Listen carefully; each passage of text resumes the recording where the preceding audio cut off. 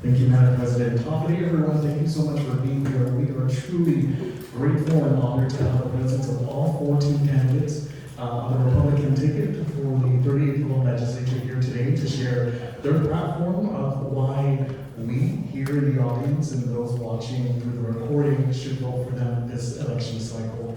On behalf of the Guam Young Professionals, we're really grateful to our board of directors, our sponsors who are listed on that banner, as well as the administration and staff at the Guam Chamber of Commerce for allowing us to get this done for the benefit of the people of Guam. So without further ado, we're most excited to hear from our candidates today. I'm going to pass it on to our moderator for this afternoon, Ms. Shelly Calvo from the First Guam.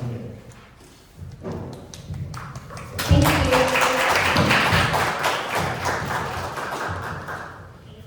So I'm Shelly, and for First Guam as a commercial banking associate. Thank you for having me tonight. So we're going to get started. Today's senatorial forum will provide Republican senatorial candidates the opportunity to share their positions on pre-developed topics and questions. Topics and questions with GYP membership and guests. A lottery was conducted to establish the order of questions to be answered during today's forum. The meeting will begin with a 1 minute and 30 seconds introduction by each candidate in the order they are seated. The questions asked in today's forum will be based on the following topics: commerce on Guam, young professional interests, and overall interests of the people of Guam. Each candidate will have 1 minute and 30 seconds to fill in response to the question. The audience is asked to refrain from applause so that each candidate will have the opportunity to fully respond to each question within the allotted time. Thank you for taking the time to participate in our poll for the Guam Legislature Democratic candidates. There will be an after poll on screen as well. Your input is invaluable in shaping the discussion at the You Decide Legislative Forum. We appreciate your engagement and commitment to making your voice heard. Speed round announcement. Once we wrap up the Q&A session, we'll feature a speed round where candidates will tackle 14 rapid-fire questions with a simple yes or no. So if you guys see the signs on your table, we'll be using those later. This is a fantastic opportunity for you to hear the candidate's immediate position on key issues in a quick and engaging format. Get ready for some fast-paced insights. Okay, so we're going to begin with the introduction. We'll start with Senator Brown. Yes. And then we'll just go down the line. Hi, Monday. It's very nice to join you this afternoon. I'm actually your neighbor right next door. My name is Joanne M. I'm actually the most senior member here. I was actually ran for office back in 1994. And the reason I came back after all these years, I was privileged to have 6 consecutive terms to serve in the Guam legislature. I came back 14 years later because I wanted to ensure we had check and balance in government. I think that's important no matter whose party is in power. I think we need to ensure we have transparent, accountable government that's responsive to the people and represents the needs of our people. I'm also very concerned about the amount of corruption that's happening in our government. And when that happens, that takes away resources from our people. Money that's intended to go to where it needs to go. The needs haven't changed between education, healthcare, public safety. They're pretty much the same, and I think we need to ensure that we're investing the people's money where it's needed and to make sure it goes to the people that it's intended. So that's the reason I ran a couple of terms ago. That's the reason I'm here today. And those are the issues I will continue to advocate for if I'm fortunate enough to get elected to the next legislature. So thank you very much for the opportunity to be here with you. Hopefully, my name is Blas Jr. I'm currently the minority leader with the 37th Guam Legislature. I started my career in public service as a police officer decades ago. I was wondering about that. I'm not a senior member. I think I'm the second senior member in this group here. I got out of politics for a little bit back in 2017, 2016, 2017. Came back in when I was kind of disappointed with how government was dealing with the pandemic.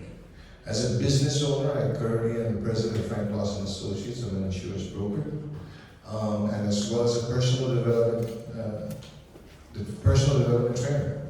And when I saw how government was not just slow, but was basically messing up at all, how they were able to handle the pandemic, I had to come back in. Actually, my wife forced me to go back in. And since then, I have been focused on trying to get our economy back up and starting back up again. Not only with our economy, right now, one of the questions that you have here is related to tourism and diversity. And I think that first of all, we can't shun our responsibilities with regard to what has been the foundation of our economy for a long time. But at the same time, this gives us a perfect opportunity to diversify the economy. We have decades of being able to recognize that we need to build. And granted that we're isolated and we're geographically challenged, but I think there's many opportunities for us to be able to do this. It says 0, so I gotta turn it over to Tony. Thank you, but my name is Vicente A. Also known as Tony. Thank you for GYP to have us here this afternoon. I'm Tony A. And joining me today is my lovely wife, Annette. We celebrated our 39th anniversary. I really don't know how she put up with me all these years, but I'm so grateful and happy that she did. We have 4 children. They're young professionals, so they're young professionals in their own right. They do what they have their own career paths, and hopefully one day they'll be able to come back to Guam. My son is a professional here on Guam. He's an engineer. And hopefully my daughters will be able to come back and join us here as well. I ran in the legislature from the 30th to the 33rd Guam legislature, served 2 terms as a minority leader. Again, got re-elected into the 36th Guam legislature, and I'm running now for the 38th Guam legislature. I ran with Ray Tenorio as his lieutenant governor, and also former Governor Felix Camacho as his lieutenant governor. We unfortunately didn't make it, but you just dust off your knees and you get up and you keep moving. And it's always for the benefit of our people, because it's always about our people. It's always been about our people, and it will always be about our people. So if I'm able to get re-elected into the 38th Guam legislature, I will work hard to continue to ensure that we keep an open, fair, and balanced government. And I hope that we'll be able to get your support and your votes. And he keeps wanting to meet and serve. Good afternoon. My name is Vincent Borja. I'm an Army veteran. I'm formerly taught at the University of Guam at the School of Business. Left that and kind of ventured into the private sector. I currently am a small entrepreneur. I'm running a full-on remote digital marketing agency out of Colorado, so that's kind of where I spend most of my mornings. And then I also teach part-time at Notre Dame High School. I teach American government to seniors currently. Currently a doctorate student studying organizational behavior online as well at North Central University. I'm married to a beautiful wife. We have 2 kids at home, both in the public school system. When I decided to leave the Army and come home, I didn't necessarily come home to stay home. I came home to visit during the holidays. But if there was one thing that I was always proud of, was being proud, during my military service and traveling throughout the world, was always proud to tell people that I was from Guam. And if there was one thing people loved about Guam was our people was that we were very hospitable, we were very hardworking, we had great work ethic, and we always showed up to get things done. So I came home and decided to go to university, did that, worked for corporate America, but then I still wanted to come home because I felt like everything that I did and everything that I learned and my skills and my education, I wanted to reinvest that back into our island. I came from poverty, so I know what it's like to not have anything, and I saw a lot of people that, I witnessed a lot of people that I grew up with who were still struggling, and I wanted to come back and figure out how to help, and so here I am, Vince Borja. Thank you. Good afternoon, good day. My name is Shelly Calvo. I have been here in Guam for 22 years. I made Guam my home, this beautiful island. I came from San Francisco before Guam, and I used to work for Silicon Valley, two multinational companies. One was Markself and the other one was 3Com. I am a very proud Guamanian, and I love our island, and that's the reason why I'm actually running, because I do want to contribute, and I do want to assist and help in improving our situation right now. Not just our people's situation, but our community, our infrastructure, our healthcare system, safety, and our education. I am a mother. I'm a devoted wife, a loving mother, and a doting grandmother to many. And I'm also a businesswoman. Prior to pandemic, I have engaged myself as a water concessionaire, and I have a water pipe manufacturing company. So I go to, my company services underserved communities. We lay miles and miles of pipes to ensure that communities that needed water will have provisions. I was a 90 so I used to be a columnist for our local paper, Pacific Daily News, the Daily Post, and some magazines, combined 17 years. Now I have 34 years of professional and business experience that I will bring to the legislature. Again, thank you so much for the invitation here, and thank you for everybody who took the time to be here to listen to us. And please remember Shelly Calvo, number 3, the Republican side of the ballot. Thank you very much.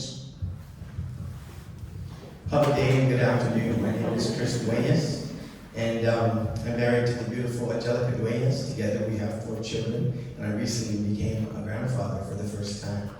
My wife, you do not want to meet her at work because she is a critical care nurse at GMH.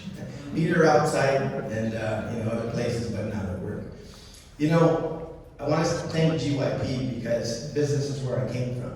My first 16 years of employment after coming out of high school, I lived my dream of working on the ocean. I became a captain. I have a near coastal license as a captain, and I have a submersibles endorsement for the Atlantis 570. I worked in the heyday of tourism, and today it kind of scares me a little bit when I look at the situation that we have. I worked for 2 wonderful governors, Governor Felix Camacho and Governor Calvo. I was a director of youth affairs, director of land management, and director of housing. But the main reason why after I left the Calvo administration, or administration ended, I was working as a property manager, very happy in my life. One of the reasons why I decided to run for office again was because of the COVID pandemic and what happened to businesses. I could not stand by and watch businesses be shut down and not allowed to operate, all the devastating economic effects that had. I ran to make sure that we had checks and balances in government. I introduced legislation to make sure that we had a check on emergency powers so that our government would not have control over our people. I want to continue fighting the drug epidemic that we have in Guam. That's my signature legislation this term. My time is up. I look forward to answering the questions that you put before us, and I very much support all of our businesses on Guam. Hi, good afternoon. My name is Tom Fisher, and I'm running for seat in the 38th Guam legislature. And I'm here, I'm hoping to gather your votes. I think I'd like you to know something about me, though I'm going to be so bold as to ask for your vote. You have an opportunity and you have the right to know who I am. Lawyer, senator, and most importantly, citizen here on Guam. I'm a capitalist, and I also believe that capitalism must be exercised with restraint. So I do believe in regulation. Now, I think all the questions that we have received in advance and that we're going to be answering for you boil down to one thing. We won't have much of a future on Guam if young people here do not think they can have a life here. Young people will leave this island, our most important resource. They will leave this island if they think that they won't have adequate health care. And I'm not talking about next week. I'm talking about 20, 30 years from now when their grandchildren need hospitalization. People will not stay on this island if they're afraid for their health. One of the indicators that on this island that might frighten people rightly away is our infant mortality rate. Highest in the nation. Our maternal mortality rate, among the highest in the nation. People will not stay here terrible statistics around. I also deeply believe in a person's right to choice. It's not my business. It's nobody's business but your own. I believe that with all my heart. I believe in, I've got to shut up here in a minute, but I just want you to know that's who I am, and I'm asking for your vote. Thank you. Thank you. My name is Jesse A. Lujan. This is my 4th term. Actually, served 3 previous terms in 27th, 28th, and 29th Guam legislature. This last time, actually, the Republicans were the majority. I'm as fortunate enough to actually serve as vice chair for the Committee on Maritime now, and Air Transportation and Tourism and Higher Education. Something that I worked on in 27th, 28th, and 29th Guam legislation in regard to trying to get lower airfares to Guam. We're in that mode right now, and it's great now that not just the legislature is on board, but regionally. Recently we had a joint session with the CNI, and they adopted the first resolution in regards to lower airfares for this region. And likewise, our congressman had introduced a bill in Congress to lower airfares and easing up the cabotage situation here for our island. So now that everybody is on board, we're able to fly nonstop now to the West Coast. We're able to extend the runway out here in our airport. We'll be able to do nonstop flights. So lower airfares will be coming soon now that everyone's on board. We can leverage our situation now with the military buildup that we have here. I think we have a great opportunity to be able to do that. And this will create high-paying jobs. We have transshipment here, to have cargo, a cargo hub up here in Guam. I know quite a few industry companies are wanting to build a cargo facilities here at our airport. So that being said, we're going to have high-paying jobs being created here in Guam very shortly. Thank you very much. I'm Jesse A. number 1 on the Republican side of the ballot. Thank you very much. Good afternoon, everyone. My name is Shawn Gumataotao. Just want to say thank you to Shelly for moderating, and thank you to the entirety of the Guam Young Professionals for hosting all of us today. And yes, he said don't touch the mic. There we go, much better. I just want to thank everyone for being here and really interested to hear from all of these candidates for public office. Really, that's kind of the thing that we would encourage all of you to do and to vote. I bring to this particular role, I bring 12 years of broadcast television experience. A majority of it was behind the desk at KUAM, the TVA for those years. I also spent 10 years working in senior government here in Guam, the Office of the Governor of Guam under former Governor Gumataotao, and as the Director of Policy Planning and Community Relations for the Judiciary of Guam. So now I'm bringing also the third component, which really is very special to me, is the 12 years of small business experience. And I'm really excited about being here with all of you. I have 5 kids. My wife and I, next year, will be married 29 years. 2 of them are Guam young professionals, and I'm hoping that at some point I'll have 5 at some run around and join you all in different things. But I'm here to share my ideas and to listen to all of you. So thank you for having me again. All right, good afternoon, everybody. My name is Vic Gaza, and I am here as running for senator in the 30th Guam legislature. I am just a local boy, born and raised. I graduated from Father Duenas. I have a degree from University of Hawaii in business and communications. I spent the last 25 years, most of in both the public and private sectors. I worked for 3 senators. I was a policy analyst. I was also the deputy director of Department of Land Management under Governor Felix Camacho. I spent the majority of my career in the private sector. I worked in various industries, middle management positions. I've also been a small business owner for most of the private sector career. I'm a private, I support business, I support commerce, and I thank all of you for having us here today.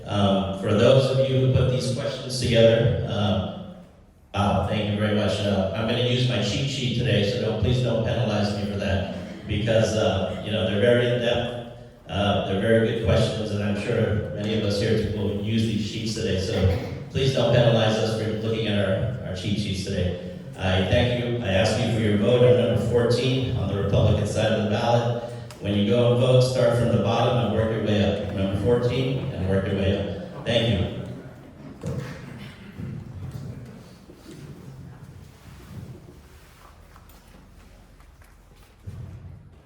Hello everybody, I'm Sabrina Salas Matanane. I am number 11 on the ballot, Republican side of the ballot. A little bit about myself. I'm originally from the village of Agate, but I live in the village of Chico. My father was in the military, so I kind of traveled around. I graduated from the University of Oklahoma with a Bachelor of Arts in Electronic Journalism. I was hired to move back to Guam, so in 1996 I moved back and I worked in the local media industry for almost 3 decades. So some of you may remember me. After working in the media so long and experiencing COVID, I decided that it was time to do something different, and I was asked to run for lieutenant governor. So I did, and it was very eye-opening.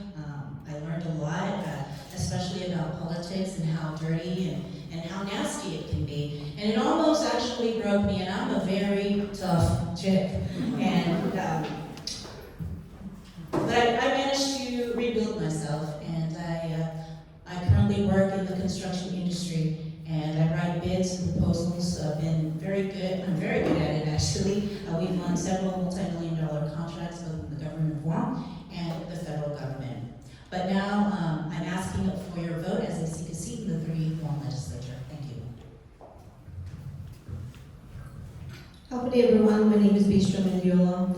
I am originally from Bulgaria, but I did move to Guam in 1999. I'm currently married. I'm a wife, and I'm a mother of 2 boys, which I would like to see continue their life here. And as one of our senatorial candidates mentioned, we don't have a future if our youngsters don't stay here. And as a mom, I'm most concerned with the bright future for our kids.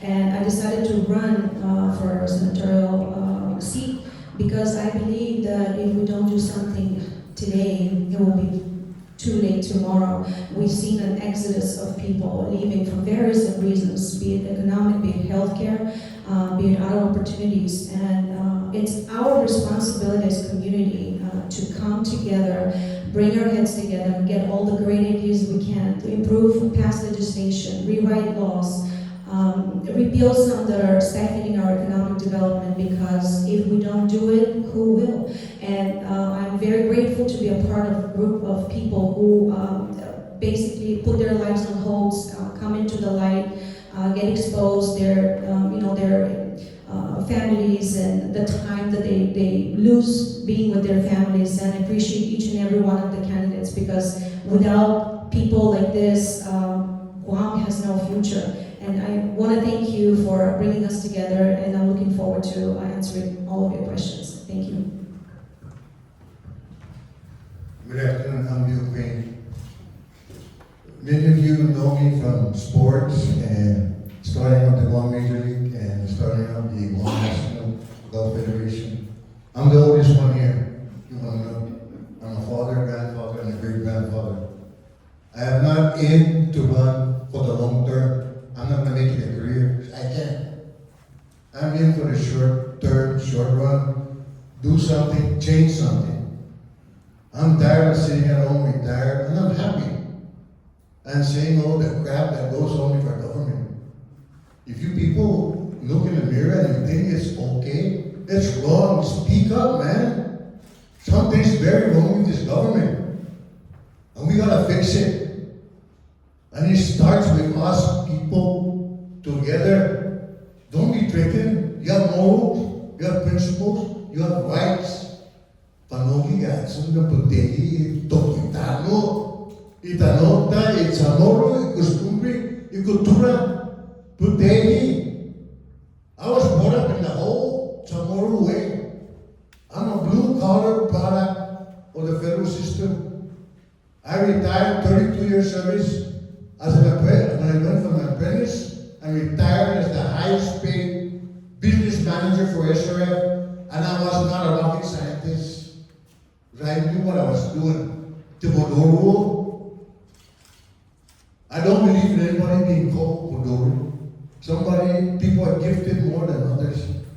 But I led a wonderful life, and I want to see this island be safe, grow to its potential, and you will have the resources to do it. Let's just do it right. Stop the corruption.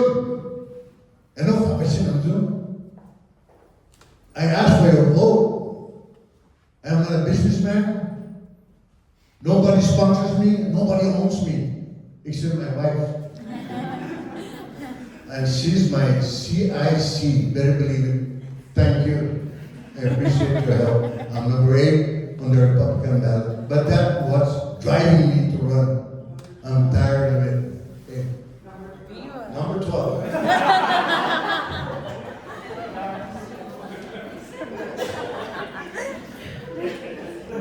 Now that's a hard act to follow.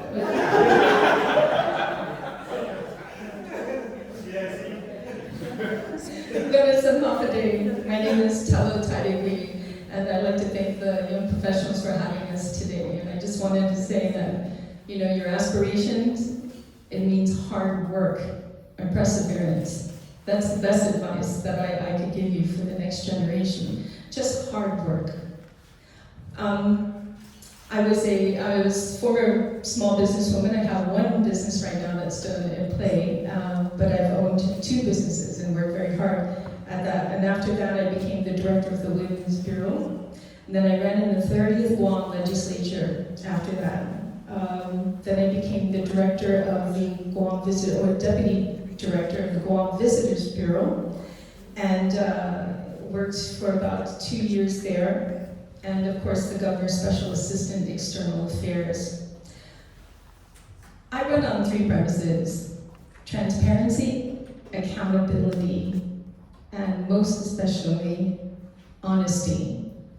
That's so important. So I wasn't going to run in this election, but somebody said, Telo, someone needs to ask the hard questions. Somebody needs to stand up against the bad guys and not be afraid to call them out if they're doing something wrong.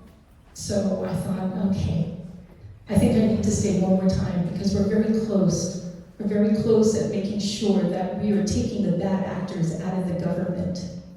We're making them accountable, and most especially fiscally responsible. I'm currently now the vice chairman of appropriations at the Guam legislature. I'm number 5 on the ballot, and when you tell it to Telo, you can expect and get results. Thank you.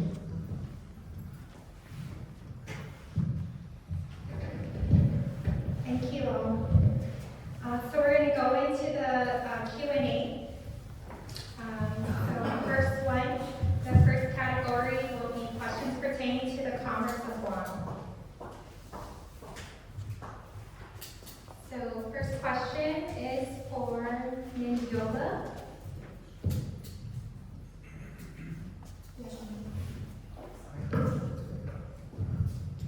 What specific strategies do you propose to support the growth of small businesses on Guam? This is a no-brainer question. As a small business owner myself today and a lifelong entrepreneur, I do know that the first and foremost step to a successful enterprise is access to capital. It's very hard nowadays. We all know the APRs went up tremendously. It's harder and harder to obtain a loan. So what can we do to mitigate that? One of the ideas we always get is more federal funding. No, that's not the answer either. We cannot completely rely on the federal government constantly for something that we can probably do ourselves. We need some form of stock exchange so that enterprises that already have built some equity can have access to expand or diversify their business. Startups can also offer a bigger equity to investors and potential angel investors in lieu of equity. Currently, our bank deposits are probably in the billions of dollars, and we just take a small percentage of that and put it straight into the hands of the entrepreneurs. I believe that we can build and strengthen our startups. Everything else already has been done, but maybe this is one of the ideas that have not been explored in Guam. Thank you. Thank you. Same question. What specific specific strategies do you propose to support the growth of small businesses on Guam? And this question is for Tony Adam. Thank you. You know, there's currently the Guma program that is operated by Gumataotao. She's done a good job at that, in ensuring that educating our entrepreneurs on how to obtain funding, how to go about in opening a business. We need to continue to support that and fund the Guma project so that they can continue to explore and continue to have entrepreneurs coming out. I mean, when you look at what has been going on over the past several couple of years, she has done a fabulous job. We need to support entities like that will continue to support small businesses. And when we continue to support small businesses, that will continue to grow. And one business will help another business, and that has a chain effect. We need to stop this mentality of the crab mentality that when one business is successful, we try to pull them down because we want to be better than them. We need to try to help them build each other up so that we can continue to grow our island and our economy. Because if we don't, our tax base is going to erode. And when our tax base erodes, we're not going to be able to support this $1.3 billion budget that was just passed. So continuing to operate and help small businesses grow is going to be very important for our future and the future of our island. Thank you. Thank you. Same question for Joanne Brown. What specific strategies do you propose to support the growth of small businesses on Guam? Well, I think the government needs to be more responsive. I mean, we often hear from those that are trying to start a business how difficult it is to go through the permitting process, how scattered it is to be able to get responses from the government, and how long it takes. And I think most of us know, I mean, the government collects money, it doesn't do a lot to generate money. And we've certainly seen in the last few years, as a result of the pandemic, how many small businesses on Guam have closed and how many have not opened again. We have to ensure the future. We're already seeing, we're 2 weeks into the fiscal year, we're starting to hear that there's major operations in this government that are not funded. The hospital. I mean, just DOE alone is another $49 million. Where does that money come from? It doesn't come out of thin air. And we have to ensure in terms of viability, the services that we want to provide, a healthy economy that's going to encourage, we talk about our young people leaving. We want them to stay here.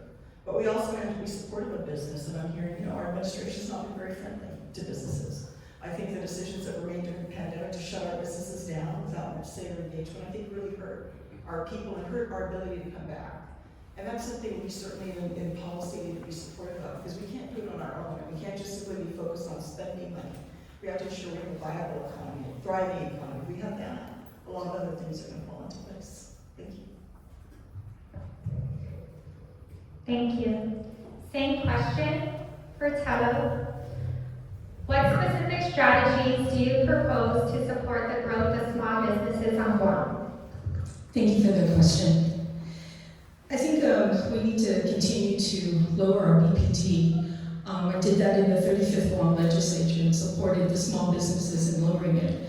That helps tremendously. We also need to streamline licensing processes, as we know that time in business, time is money, and many times you get discouraged from how the process is when you're opening up a business. So we need to streamline that on the process. We also need to look at supporting the growth at the programs and development programs that are offered at GIDA, as well as SBA and SBDC, as well as Guma. These are areas that we need to support so that we can grow that initiative of small businesses on Guam. Thank you. Thank you. Same question for Gaza. What specific strategies do you propose to support the growth of small businesses on Guam? Well, as a previous small business owner, I believe that the government has to be business friendly, right? The government has to get out of the way of individuals who want to start small businesses or big businesses. I agree with Senator Joanne and Senator Telo. I've managed an engineering company, a small engineering office for 2 years, and the permitting process could be atrocious. We can't allow our small business owners to go through a permitting process where they're stuck in a stuck waiting for permits and approvals for 3, 4, 5, 6 months. Every day to a small business owner costs money, and we need to get out of the way. We need to streamline the permitting process, and we need to get businesses up and running as soon as possible. Because let's face it, the small business community is the backbone of our economy. That's the truth. And we need to start focusing on becoming a business-friendly government. Thank you. Thank you. Next question will be for Gumataotao. How do you plan to address and mitigate issues related on Guam's supply chain and import dependencies? Thank you, Shelly. The 38th Guam legislature must support, via appropriation and policy, the adoption of the Guam Agricultural Master Plan. Plain and simple. Working with the Guam Department of Agriculture and private partnerships, Guam really can implement this important plan that will help our farming, aquaculture, and our livestock industries now and well into the future. We can look at piloting delivering water to farms and say in Iran as a way for us to help farmers down there. We can say, look, why don't we look at aquaculture centers in the coastal areas, either in southern Guam or maybe somewhere in the north. When we think about livestock industries, I know that there's law for to be able to process livestock, so it would make some sense for us to grow that industry even further.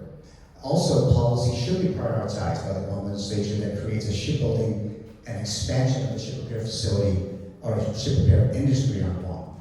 I mean, we are on an island in the middle of the Western Pacific with a lot of resources to support different parts of the maritime industry, and we should look at this as a great way to grow our economy. Thank you. Same question for Borja. How do you plan to address and mitigate issues related on Guam's supply chain and import dependencies? I will some of the stuff Mr. Gumataotao said, but definitely focus on supporting policy that encourages local production, working with the Guam GITA to also encourage to establish initiatives in regards to production and manufacturing of products as well on Guam. But it's definitely being a society or a government that facilitates the support of agriculture, not just through policies but also through infrastructure. When you look at a lot of the areas where agriculture could be done, just the permitting obviously to get the water, even just the infrastructure that the government should provide to get water out to the landmass that can produce agriculture is something that we definitely need to address. Thank you. Same question for Calvo, Shelly.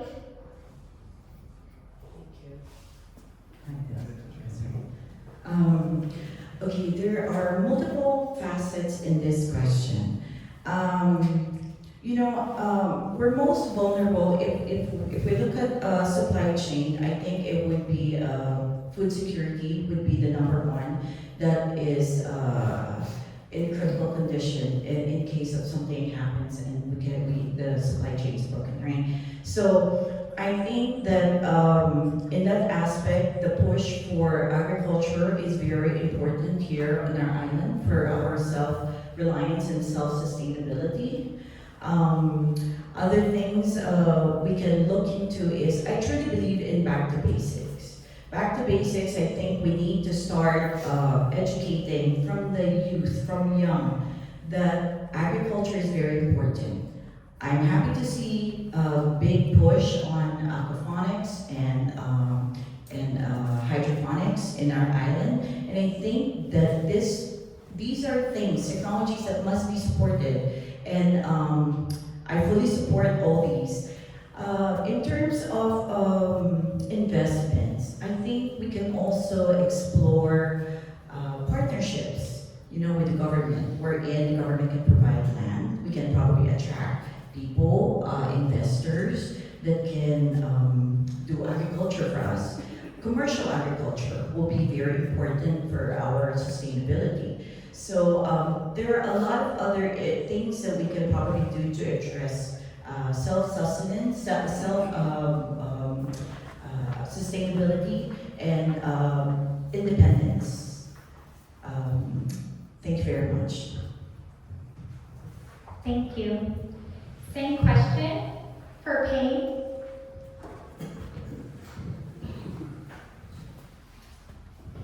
Well, like I said, I'm from the old generation. My uncle was a full-time farmer.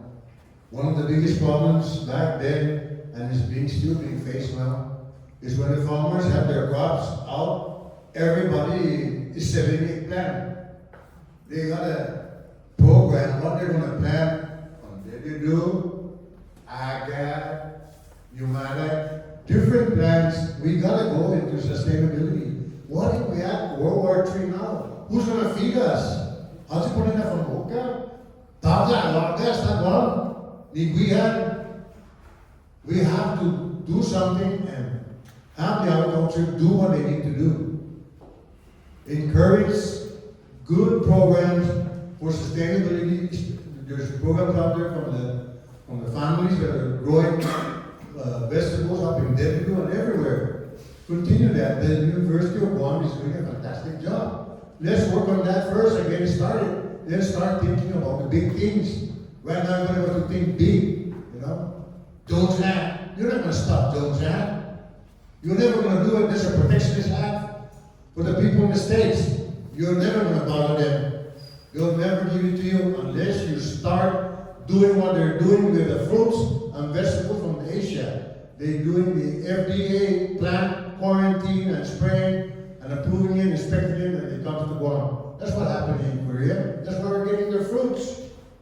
But we've got to think basic and think what's first and what's more economical. Thank you.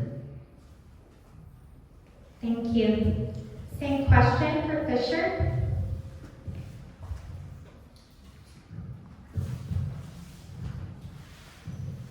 Thank you very much.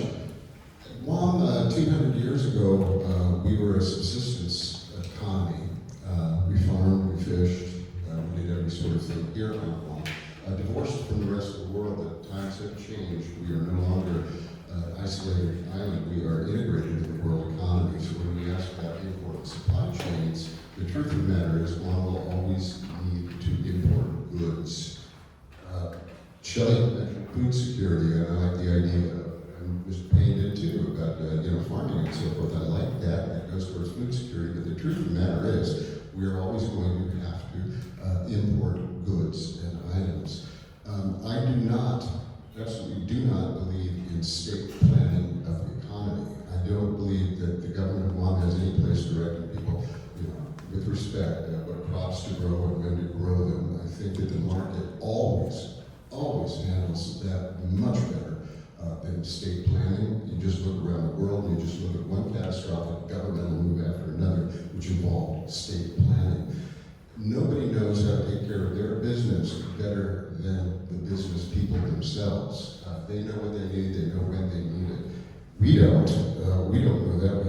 We I think, tend to think we do, but we don't. And then just really, we talk about imports, and it just occurred to me, why are we importing so much labor to the island when we have a vigorous, full pool of labor that can be tapped into? So, that's just one idea. Thank you very much. Thank you. Next question will be for Duenas. What are your views on diversifying Guam's economy beyond tourism, and what sectors do you see as potential growth areas? Thank you for the question.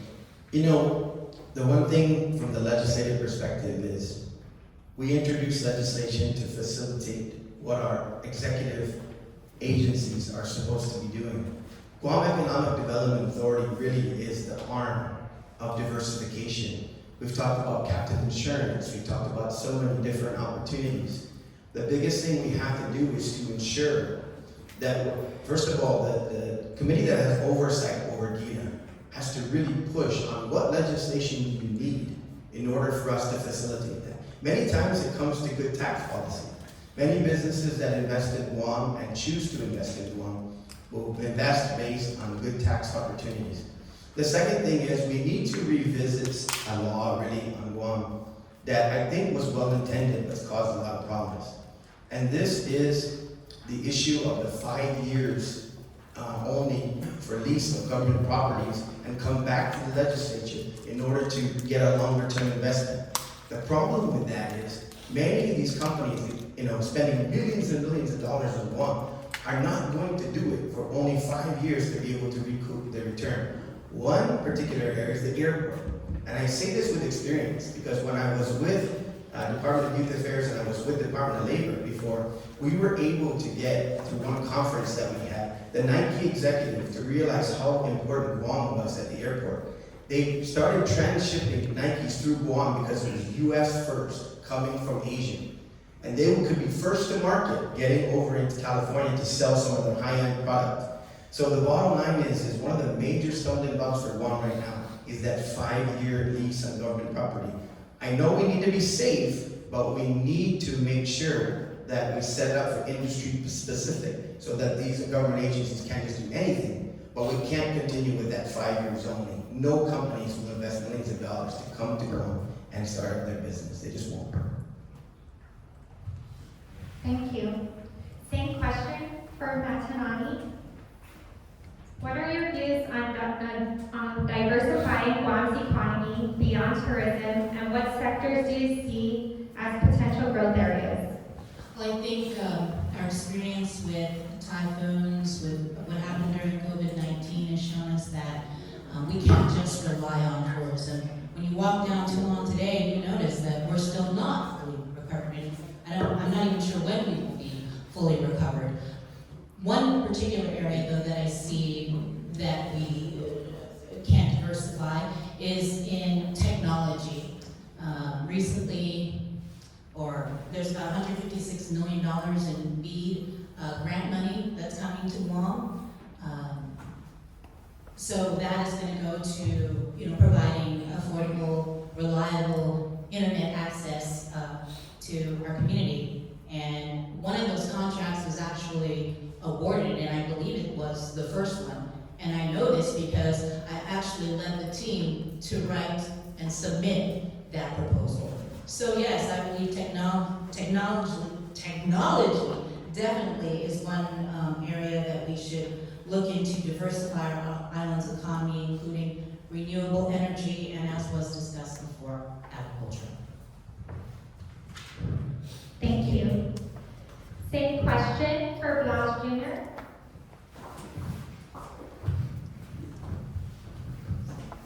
Well, first off, we have to acknowledge that tourism has been a major mainstay in our economy.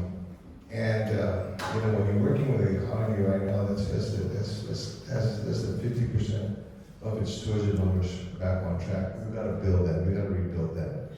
In that, it provides us an opportunity of what can we provide? How can we diversify that market so that we can attract visitors to come here? Gone are the days that we can just sell sand, surf, and sun. Okay, we're competing with other markets. What are those things that we can be able to provide so that you can provide a pleasant visitor experience? In that as well, one of the areas that we can bring is as the military, one of the things the military buildup should have taught us, one of the things that should have taught us as a result of our participation in World War II is location, location, location. We are the closest U.S. soil to Asia. Likewise, within the United States, there are over 18 million small businesses that I'm sure would like to get their foot into the gross domestic product, or the domestic product for the world. 70% of it is in our area. And we're not taking advantage of that. Okay? As opposed to going off and I hate to say this, but as opposed to going off into Las Vegas and trying to sell the idea of being able to come to Guam for a cruise, why don't we go to the chambers in the United States and sell the proximity that we have to the largest individuals that got the most business? We've got the expertise here to be able to provide bridge consulting. Okay, in other words, provide them the opportunity to look into Asia or vice versa, and Guam, because of technology, we can provide that opportunity here. Thank you. Same question for Lujan. Thank you very much for the question. Excellent question. You know, as Senator Duenas has mentioned in regards to the airport, as the Vice Chair of the airport, you know, just recently, actually this past week, we passed a resolution 447-37, again, requesting the Department of Transportation to give us a 24-month exemption from cabotage for not only passenger service, but also for cargo service. This was granted to us back in 2006, I think it was, when we petitioned the Department of Transportation. Unfortunately, we weren't able to sustain it because of the runway situation that we had. Now the airport has built out its runway to be able to have non-stop flights between Guam and the West Coast. That being said, this could create high-paying jobs. We have companies that are wanting to build bonded warehouses here on Guam. As Senator Duenas has said, that Nike had looked at the situation of Guam. Not only that, but Federal Express had looked at Guam as well. And these companies want to come to America. And this is a most logical place to build, because otherwise these warehouses, these clearance places are up in Anchorage, Alaska.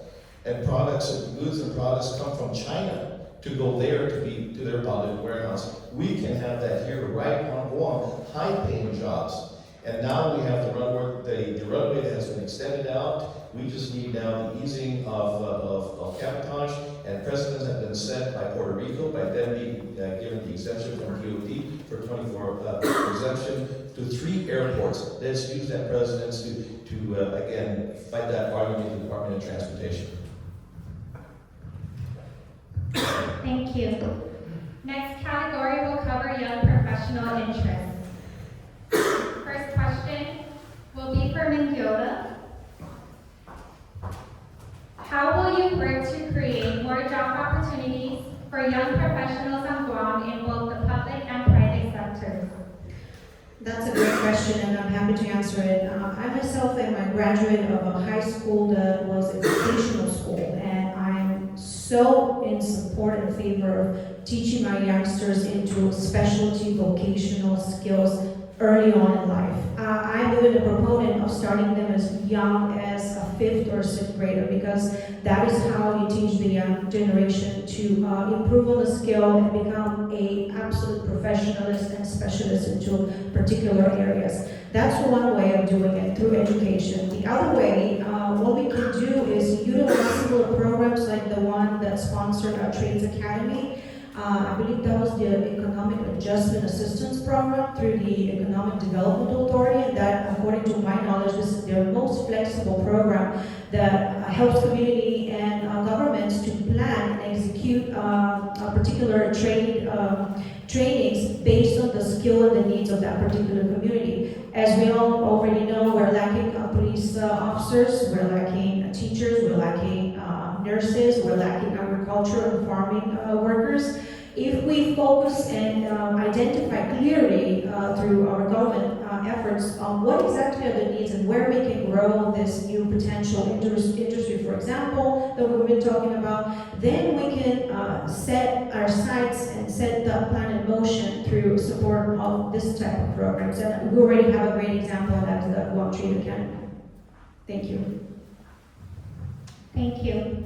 Same question for Matanane.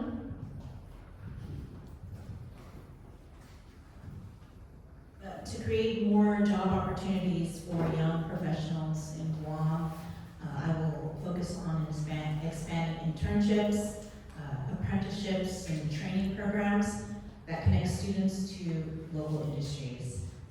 In both the public and private sectors, I will advocate for policies that incentivize businesses to hire and develop young talent. This while investing in sectors like technology, renewable energy, and healthcare to create new high-quality jobs. Same question for Calvo.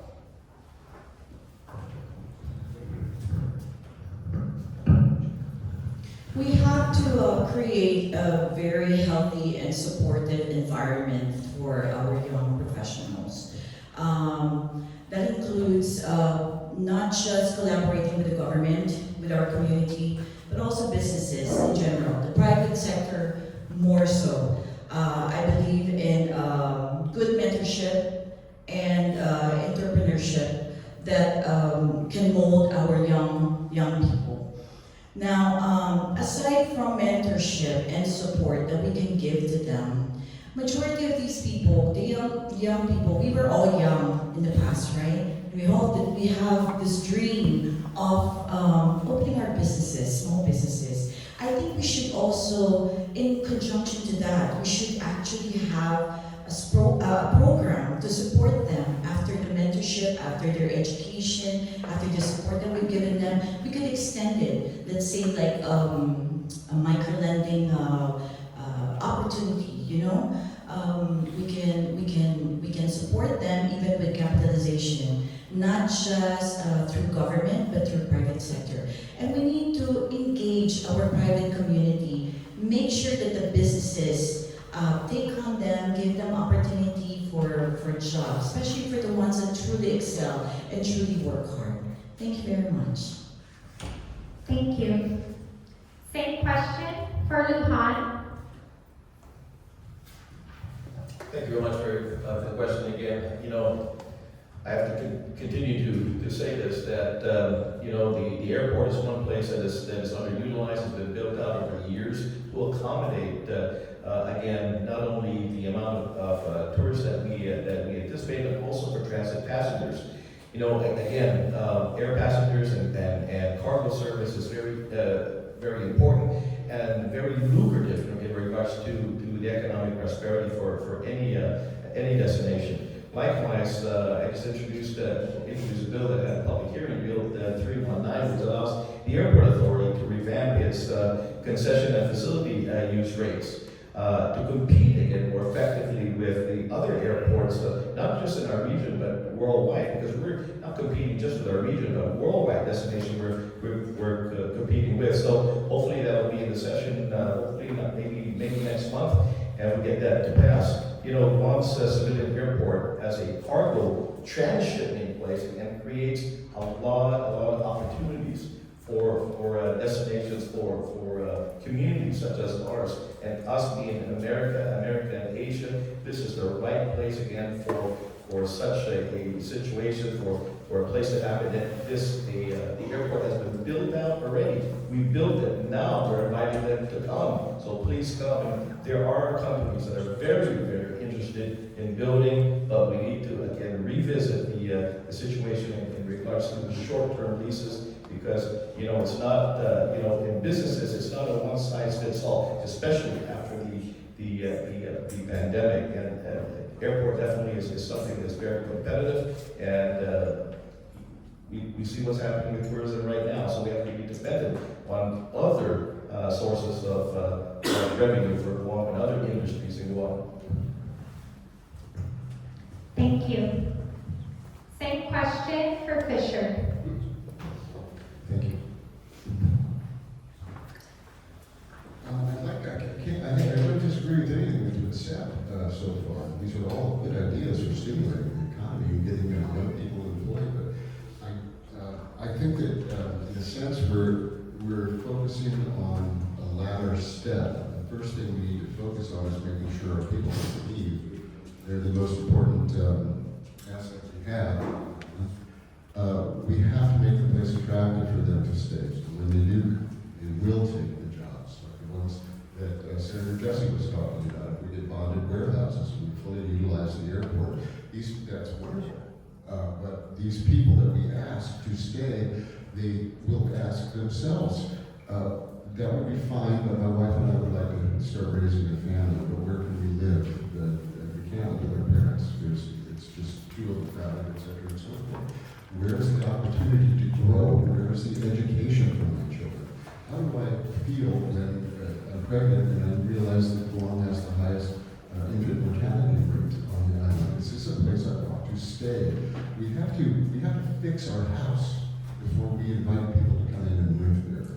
And we have to do that through education. We have to do that through improving healthcare.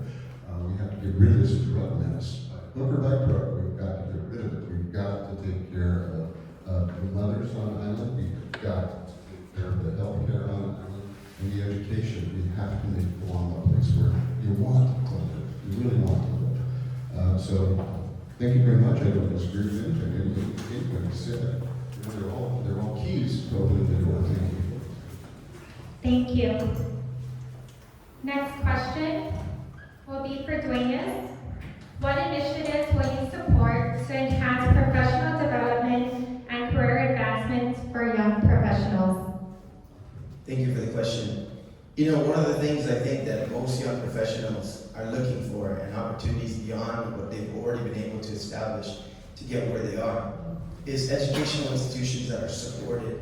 Most of you will go on to post-secondary degree opportunities for training and other opportunities. I recently fought hard, and I know that our budget is very tight and there's a lot of competition for the funds, but I recently supported the University of Guam to get the additional $4 million that they were asking for the appropriation. If you go to the University of Guam now, you will see that they are bursting at the seams. I think they're under construction with about 3 different buildings, but the key is their engineering program. So many of our young people right now that have graduated with advanced math degrees can go back to school and ensure, because the competition is there. My good friend Joe Duenas, who operates SSFM, they are one of the biggest companies in Guam now, building out federal projects all over Micronesia and Guam. And you know what the biggest thing they lack is engineers. In the last cohort from the University of Guam, I believe when I was up at the Guam Power Authority, I was giving a resolution to my cousin who was retiring. All the 5 engineers that just came out of that cohort, they all went to GPA. The federal government came to SSFM and other companies in Guam, and even the local companies who have engineers, and said, we got so much work on this end that we're coming for your engineers. So these guys have had to raise salaries, they've had to do everything else. So the biggest thing I can see is young professionals in your development and the ones coming up behind you and the businesses that you run are educational institutions that are at the cutting edge of good jobs. We need to support them and make sure that they have the money for the programs so that our young people can continue to develop their skills. Thank you. Thank you. Same question for Borja. When I read this question the other day, it made me think about my time at the University of Guam. And when I was there, I was teaching freshmen who were new to the school business. And when we look at professional development or even just career advancement, there's nothing the government can do to support that, because it's really on the businesses, right? And it's really how does the government facilitate it? How does the government support businesses in doing that? Because when you look at businesses that are struggling, there's no career advancement because businesses are going to have to make cuts, right? So the government has to ensure that we support businesses in growth, ensure that we remove a lot of the red tape so that they can expand into other opportunities. Obviously, the EBT is a big thing that we talk about all the time, where we can help with the bottom line, where a lot of that extra money that we're splurging on right now in the government can go back to businesses and support professional development, support expanding into other roles. So I think for me, my thoughts in regards to supporting professional development and career advancement is really, the government getting their hands out of trying to really control business, taxing them, and taking some of that money and giving them back to the business and to the community so that they could reinvest that into their people. Thank you. Same question for Telo. Thank you so much for that. I agree. It's important that we support our businesses, make it to provide incentives, especially when it comes to helping individuals go up the corporate ladder. And a lot of times that we look at areas such as GCC, University of Guam, to provide workforce development. This is very helpful for that young professional to increase their ability to go after these higher paying jobs. We also need to expand the online education for the workforce development.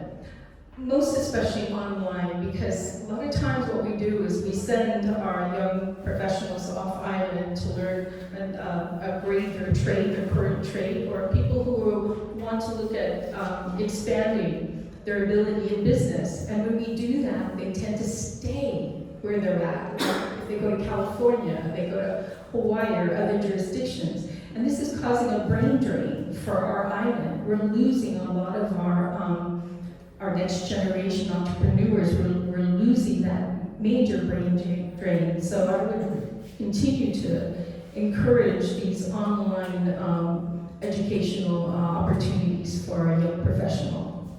Thank you. Thank you. Same question for Brown.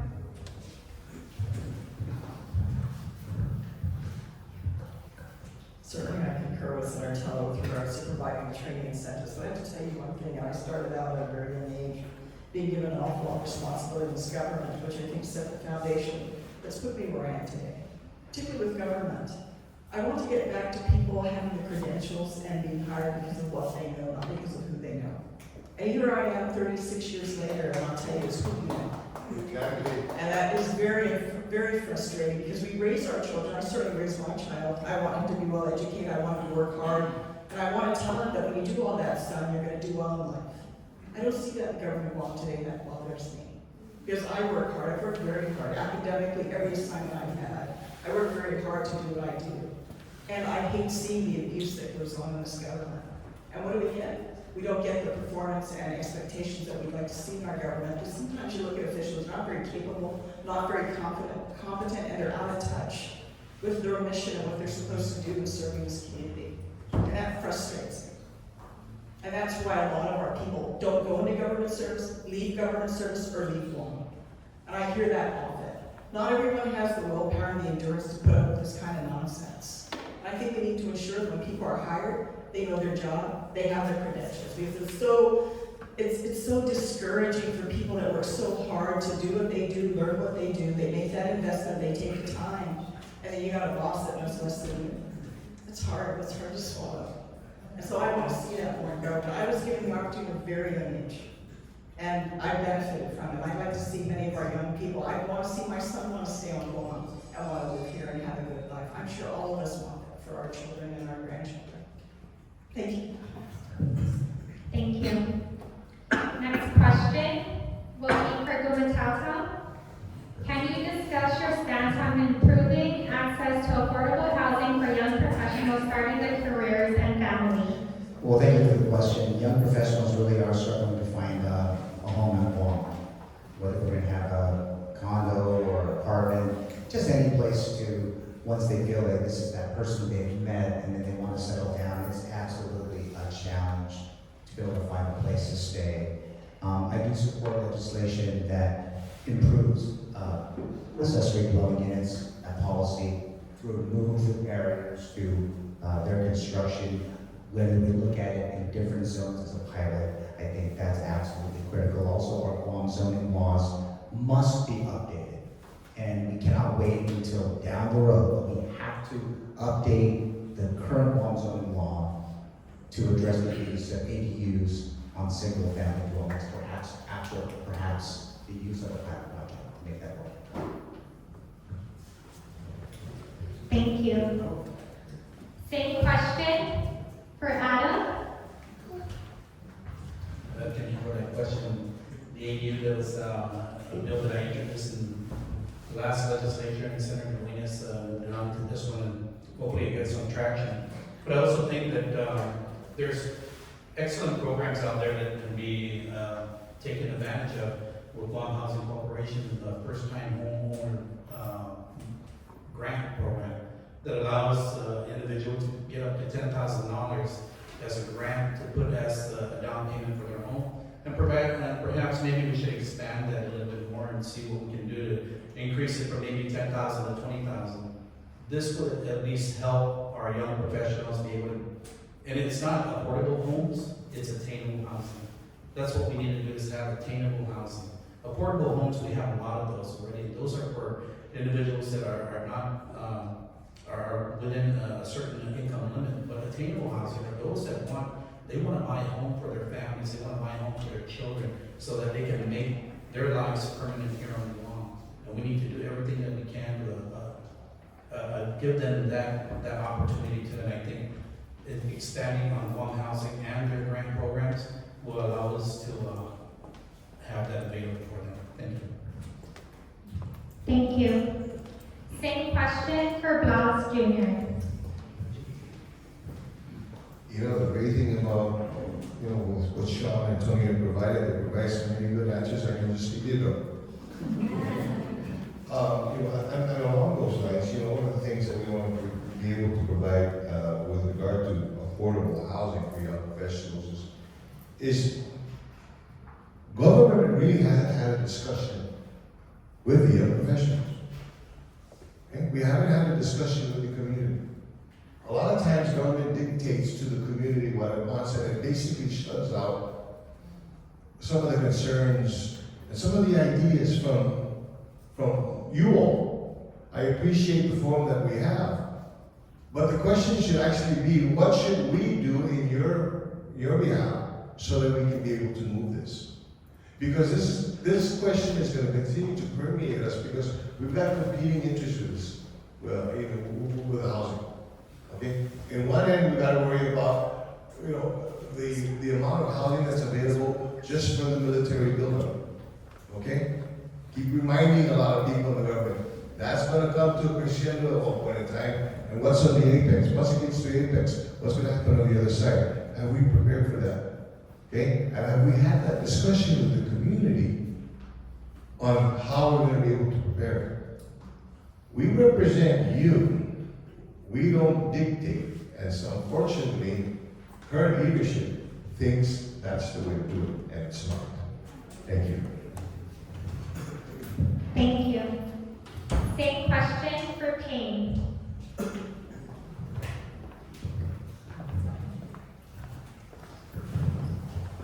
I love that question because I grew up in that generation. Our professionals are coming out now from the University of Guam. Back in the 60s and 70s, I was praying that Eulogio would have an engineering program. They finally have developed one that's very good. First things first, affordable housing. What do you mean by affordable housing? There's no affordable housing on Guam. I go out there with my wife. Can we look for a house so we could downsize? It's 400,000, 300,000. What do you think these engineers are going to work to, these young professionals? They need to get experience, they need to have hands-on, they need to develop their total want to work and work hard for their family. Housing is one of the problems that they face every day. This government has got to step in and control the rental rate of this island, like they do in California. $2,500, $2,800 across the board. It's matched the federal housing rate that the military pays, and that's the standard. Do something for the local. These kids need help. There's got to be pathways. You know, and housing is one of them. That's why they pack up and leave. It's cheaper to live in the States and develop your career. That's the simple thing. Let's stop denying the fact, you know, there will be 600 unit apartment up at the Eulogio. That's for the maintenance people to eventually to maintain Blas, because there is no workforce that's staying on one. We've got to take care of our local needs. Take care of them now. Provide an incentive to these companies. Do it. Review the H1 professional imports. See if they can cut it back and start using local.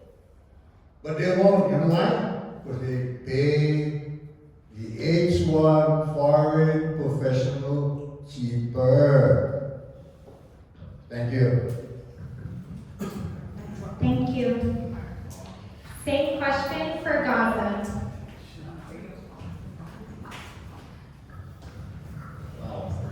How do I follow that? No pain, no gain?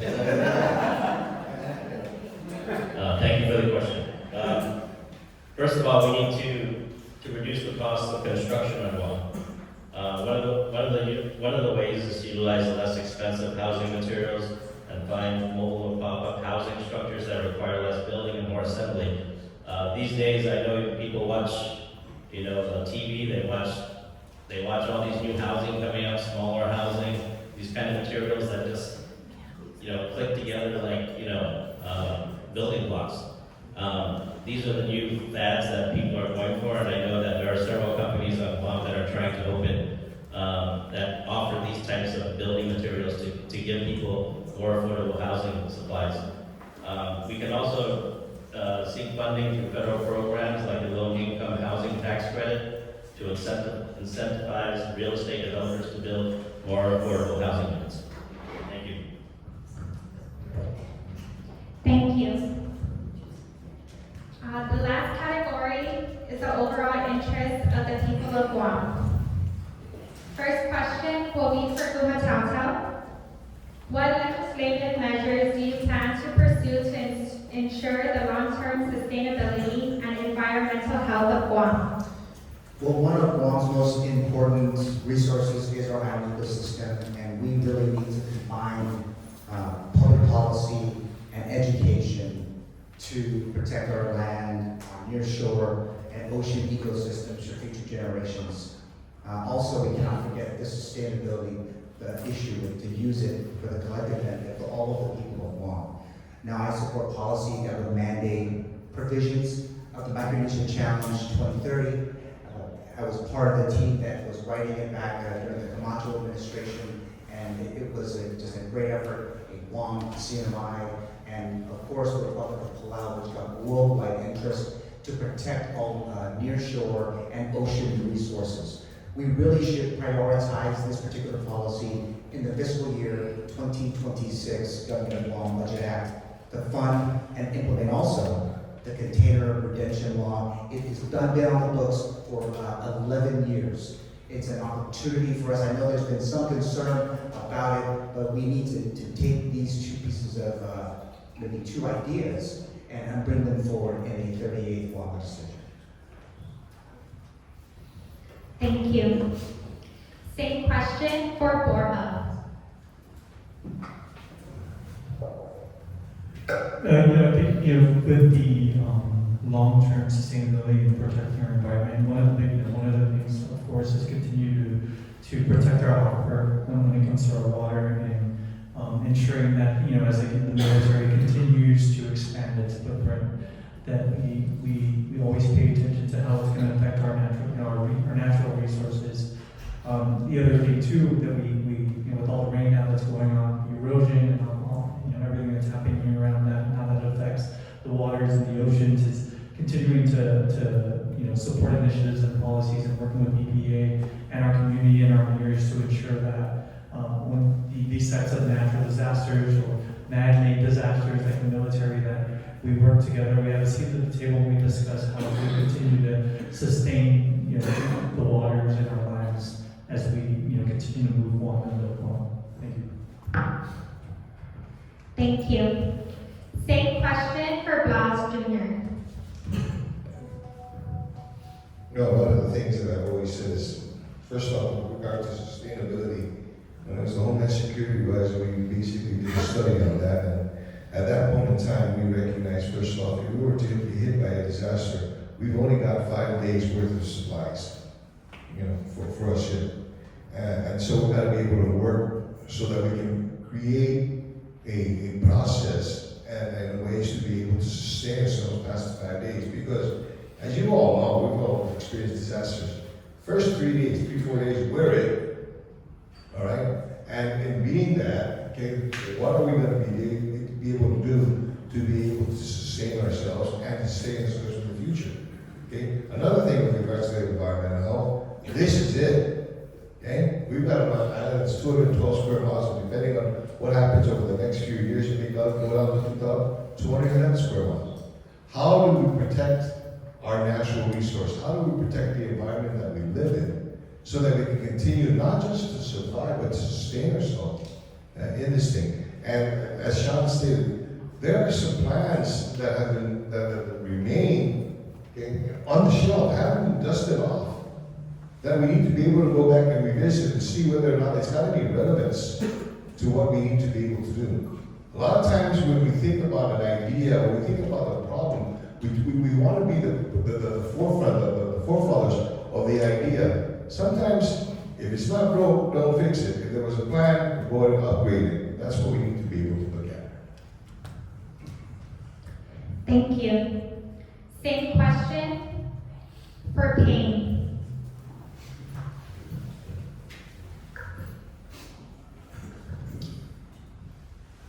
Well, the question was the third one, right? What legislative measures do you plan to pursue to ensure the long-term sustainability and environmental health of Guam? To sustain the environmental health of Guam, we gotta go resolve the basic problems that been facing us for the past 20 years. How do you get rid of trash? People cannot even afford that $38. Why can't trash be free again? Ask yourself that question. Maybe we can put some more tax on the airfare. Maybe we can put some more tax on the liquor, so that people can throw their trash away for free, so you don't have no more problem. Public Works can pick up free trash, and you can tell them to do it because it's free. That's their job. The other thing is the cars, abandoned cars. Why is it taking the abandoned car so long to remove? Because you know why? They want to give it to the right contractor to get the money. There's got to be simpler, easier ways to do things and expedite them. We are, man, it's outrageous. Go to village, it's all over. Why can't we pass good ordinance laws? We got laws in the books. We don't need no more laws. Pass ordinance laws that will mandate good environmental practices for everybody on the island. Policies, go back, rewrite them, make them better, but they don't. Because you know why? I got a good governor one job, and the governor's gonna protect me. Thank you.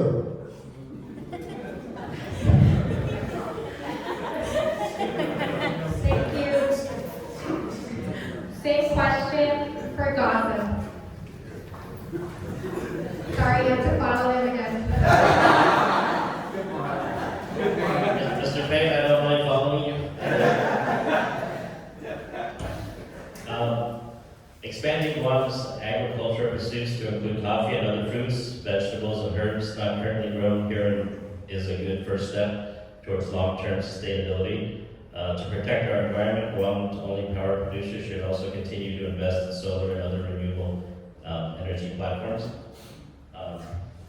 Mr. Payne made some good points too with garbage and, getting rid of the cars and the trash around the village.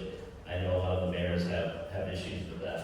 And, if we can get that off our people's backs for paying for the garbage, and it would be a great help for them, and be a great help for all of us.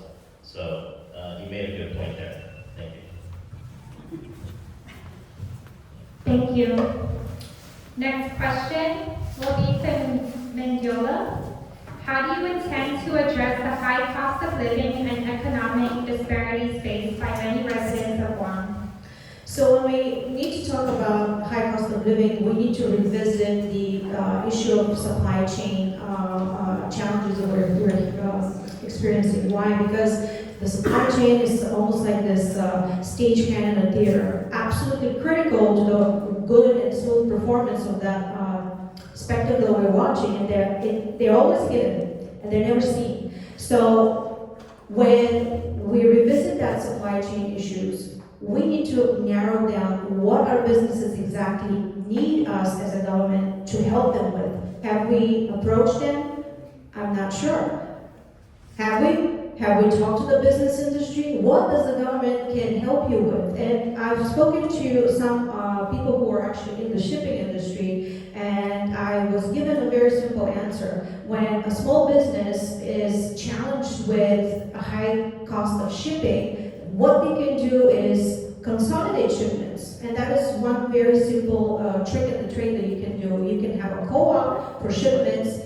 For example, mom and pop from Telo needs to ship just a few boxes or just a few pallets of product they cannot afford to get a full container load. Why don't we ensure that we set up this co-op for our small businesses that actually will benefit? That is the cost saving that we need to see for consumer goods, for food, and some other products that are not typically purchased. Thank you.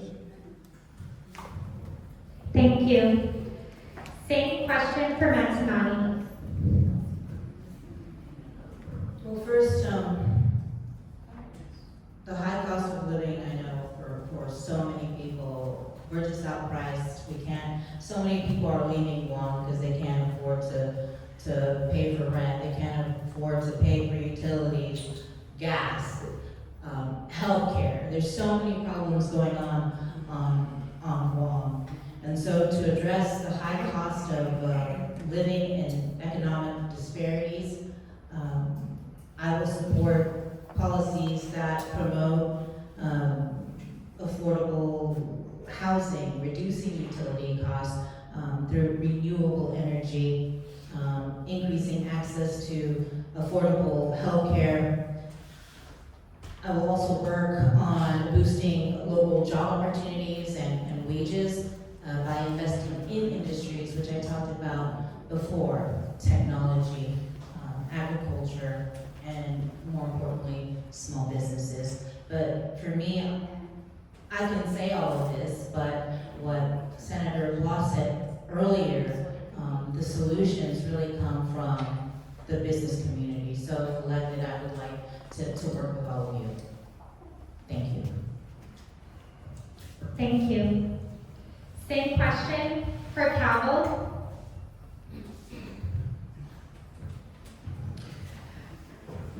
To address the high cost of living and economic disparities that we face, we're all affected by the high cost of living these days, everybody across the board, but there are demographics that are truly very much affected by it. And to help them, I think we need to offer programs and assistance on how they can acquire skill sets to be able to qualify to high-paying jobs.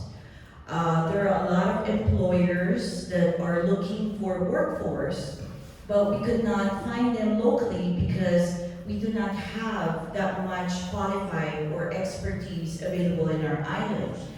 The fact is, we still have to recruit from off island in many professions. So I think I will focus my energy in introducing legislation that will promote workforce development and education. So that way our community will have the skill set that it needs to fill in the positions that are empty, available in our society. Thank you. Thank you. Same question for Lujan. Thank you for the question. You know, we will never be in parity with 48 contiguous states. But what we can do basically, because to afford the American standard of living, of living, we need higher wages and higher salaries. But that can be done, we can do that with education, of course, with education, training, and leadership. That's how it can be done. If we're going to say to get a federal exemptions, that will ease up a little bit. Whether it's the Jones Act, cabotage, and all that, that will ease up. But we will never be in parity with the 48 contiguous states because we import everything. We don't export anything. You know, it's talked about hydroponics and things like that, but I tell you, it would be a very lucrative business. We had a robust food production years back, maybe decades back. But unless those farmers, unless those people who are in the business can be insured Otherwise, you have one typhoon that will wipe them all out. And that's why you see some of these people that get into that business, they're no longer in business. Look at, the tilapia farms and all that, and one devastating typhoon will wipe them out. And farmers, you see, every typhoon that we have, they get wiped out, waiting for government subsidy. They're not insured. We need to find a devised way for these entities to be insured. Would we be in parity with the 48th integers? Never. Can we get closer and a lot better? Yes, with federal regulation easing on us, absolutely. But through education, training, of course, and leadership, we can get a little closer to, again, self-sustainability and more autonomy for our people at home. Thank you. Next question will be for Duenas. What is your approach to improving the healthcare infrastructure and services available for the people of Guam? That's a great question. First of all, our hospital, we need to build a new hospital. I said this last night on the Hub, and I'm going to say it again. This 38th Guam legislature says it doesn't look like we're going to solve this problem in the 37th. We have to lock ourselves in a room and don't move until we figure out how to get that done. The nurses, the doctors, they're excellent at what they do, but the plant that they're working in right now is just completely unacceptable. We got to repair it, yes, but we've got to get that plant moving. The second thing that a lot of people are not talking about, and I've worked on before and I got to work on again, is health insurance. The biggest thing we have is we have MIP, we have other funding programs that we have, matching with Medicaid, matching with Medicare. But the bottom line is we're not maximizing the capability of insurance pooling, making sure smaller businesses can combine, work with MIP, work with other programs, because insurance coverage is really the biggest thing that takes away from access to healthcare. Most, I said before, do we have universal healthcare in Guam? We do. It's called GMH. You go up there when you're really, really sick, and you're not going to pay, and that's why we're keep having to subsidize that by millions and millions of dollars. So the next legislature as well has to put health insurance on the table and find out how we can work with the private sector to get insurance to indigent individuals as opposed to just paying for healthcare bills that they can't pay for themselves because they're not insured. This has got to be at the top of the list. Thank you. Thank you. Same question for Adam.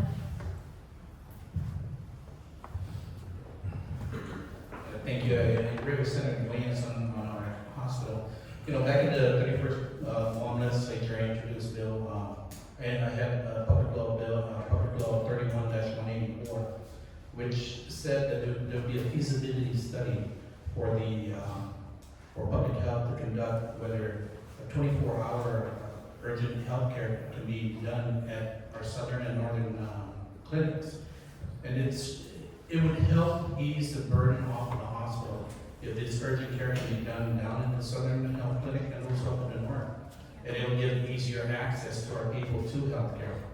We do also need to ensure that specialized services that are coming in, how can we entice people that have these specialized services to come in, and perhaps either QC or some types of tax relief for them, that if they establish their business on Guam, that they will be able to have this tax incentives so that over the at least 5 or 10 years, they can recoup what they invested into the island. At the same token, we're getting that benefit of having that specialized service available on Guam. And it's a win-win situation for our people and for the healthcare provider. Thank you. Same question for Telo.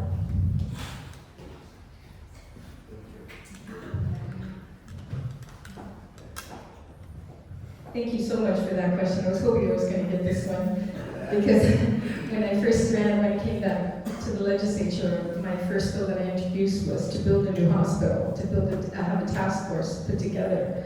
Unfortunately, as we're going through that process, the administration and the legislature are just not working together.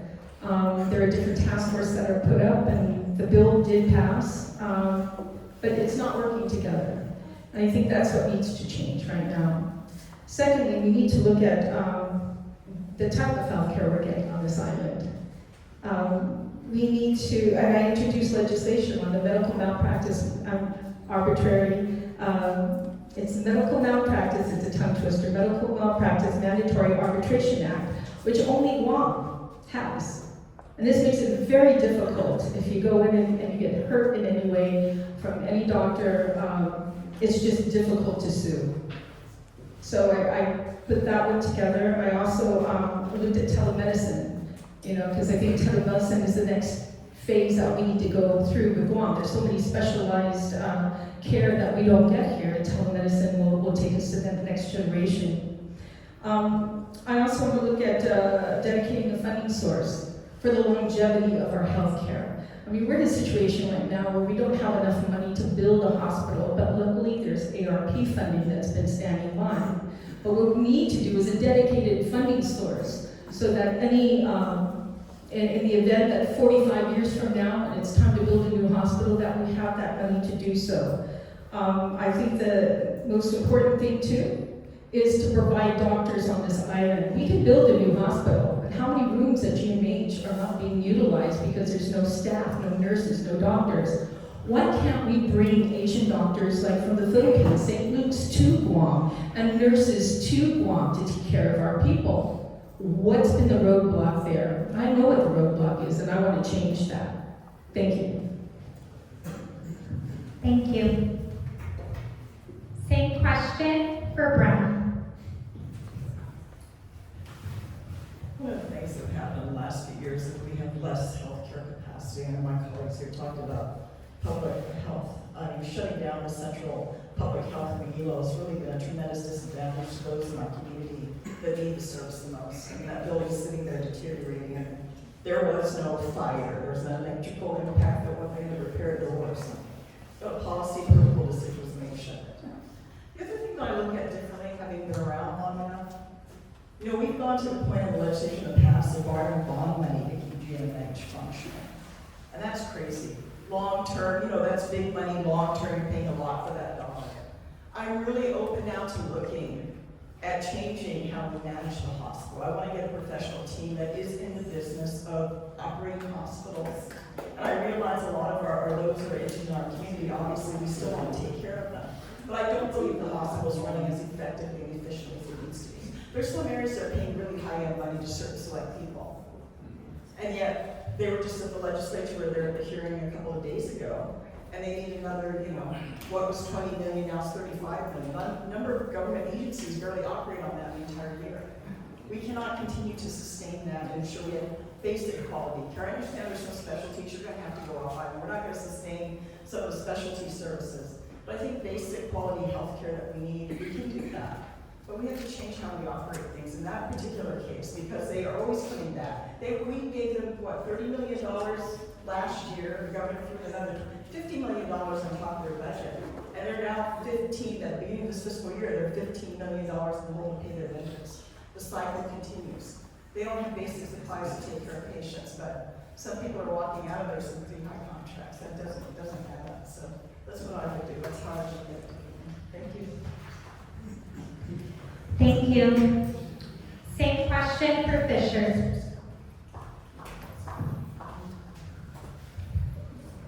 Thank you very much. I see these last two questions as pretty much, they're kind of the same thing. The first, one of the questions was asking about economic disparity on Guam. This one is talking about healthcare infrastructure on Guam. When we talk about economic disparity, I think we're talking about resource allocation. How come some people can have access to a good hospital and other people can't? Those are infrastructure questions. We need to work on our road system. We need to work on public transportation. We need to get electricity in the northern villages where our new neighbors will be doing good. We need to take care of those things, because by doing so, we will, by force, actually be distributing things such as healthcare and the infrastructure on the island to all communities. We do need to build a new hospital. There's no question about that. And I hope the hospital is built in Manila. And I don't want to answer that question in the context of we need to build a hospital just for the next 2 weeks or 2 years. We need to build a hospital and a hospital medical complex for people who are yet unborn. We need to build a complex where the Manamco can be treated. so they don't have to leave island, so our families are not paralyzed. We need to have adequate health care for all. We need to have adequate health care for the non-co and for the children. Of course, we need we need a fully staffed pediatric wing. We also have to have care for the veterans. The room to do that is in Manila. Someday we might have a teaching hospital up there. We might have a nursing college. Someday we may be educating doctors on this island. Possibilities are endless, and I'm out of time. Thank you. Thank you. So that completes the Q&A. And then we're moving on to the speed round questions. So I'm going to ask 14 questions, and then you guys would just use your yes or no flags there.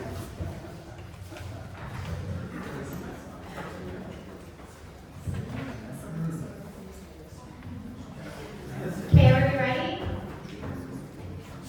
Okay, first question. Do you support increasing the minimum wage in Guam?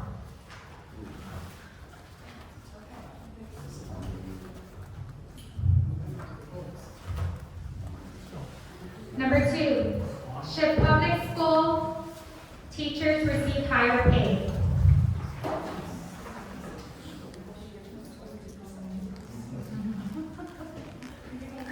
Three, are you in favor of granting tax incentives to small businesses?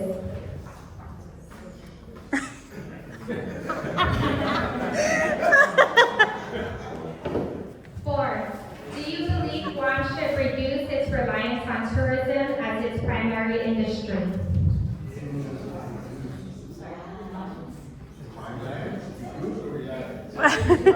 Repeat, please. Please repeat. Do you believe Guam should reduce its reliance on tourism as its primary industry?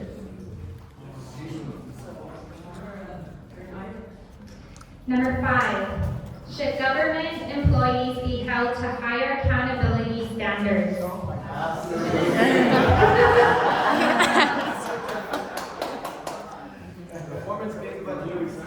Six, do you support a comprehensive public health system? Public health care, sorry. Number 7, should the government allocate more funding for mental health services?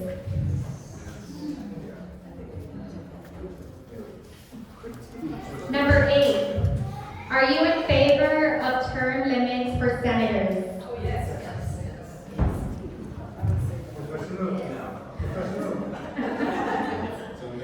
Number 9, should public transportation be expanded and improved?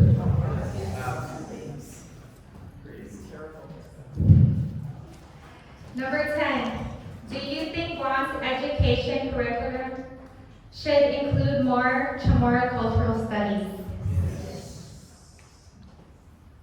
I don't know where you're going to get you.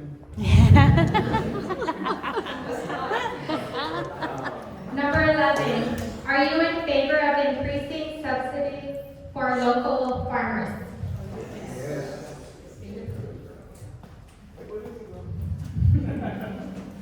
Number 12, should there be stricter environmental regulations for new developments? 13, do you support converting the BPT to sales tax? Yes.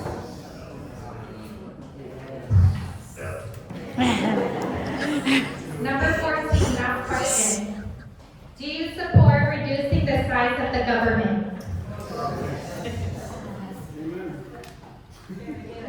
So that completes the round questions. Now we're going to do our closing remarks from each of you, and this time we'll start from Telo and then work your way down.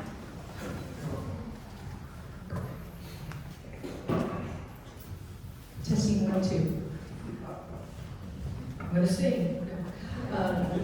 First, I'd like to thank everyone who's here today to listen to us. I appreciate it. I see a lot of friendly faces in the audience that I know. And know that I'm very sincere when I say that being in the 38th Guam legislature, if you elect me, I will continue to be a hard worker. You know, I've been at every public hearing. I'm always there at session. I'm there to stand up for what is right, not what's politically correct, but for what is right. I continue to help the underdog. I continue to work for transparency, accountability, and most especially to be fiscally responsible. It stopped raining federal money last month. It stopped. We're going to now be responsible for our own costs. And it's important that we put our ducks in order and realize that it's not just today we have to think about. We have to think about the future, the next generation, to give them an opportunity.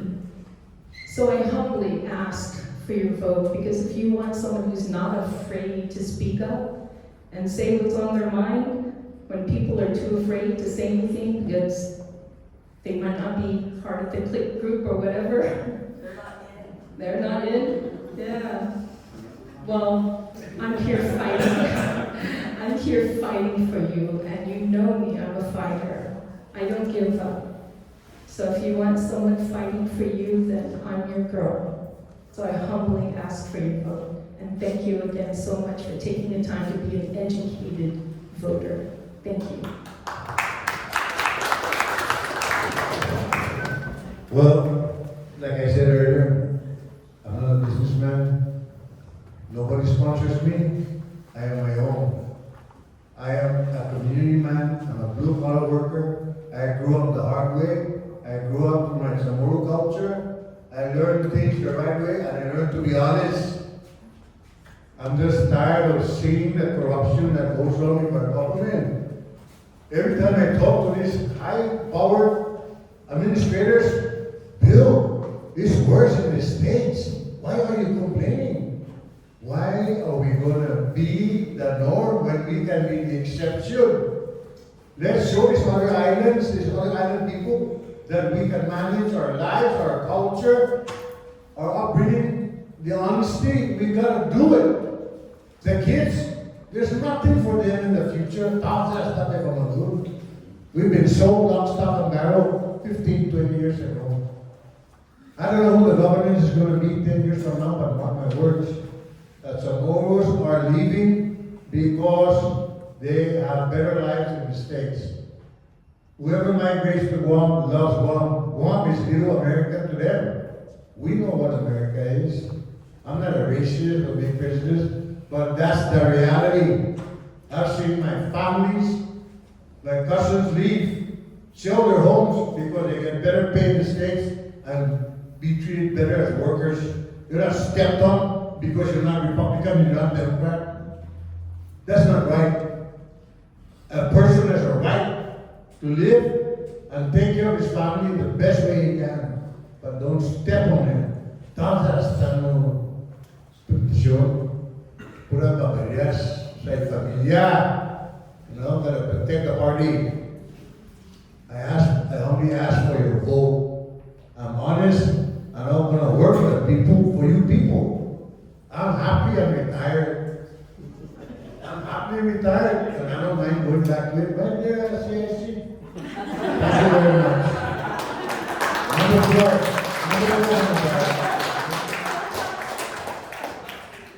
Uh-oh, I need to follow that one. I appreciate you so very much.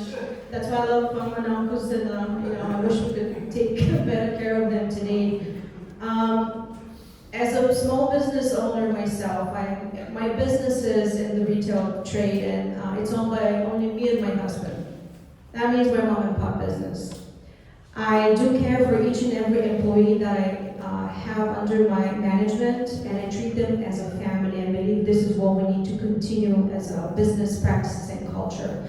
Because far too long we've been subjected to big corporate interests, and we forget the human beings that make us successful today are right there in front of us, and we rely on them.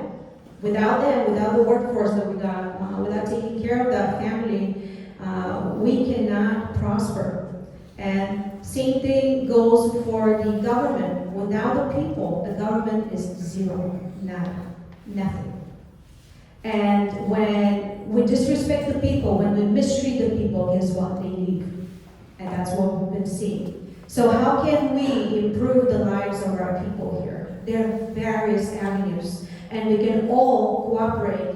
Business, big business, small, medium business, the regular people that show up to the public hearings and speak up on the issues. We all contribute to the society that we live in. We all want this society to prosper and thrive.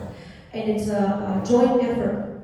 As a senator, God willing, I will be elected as such in the next legislature. I will work not only for the people of Guam, I will work for the small business that is the backbone of this government that we're trying to feed every year with more and more funding.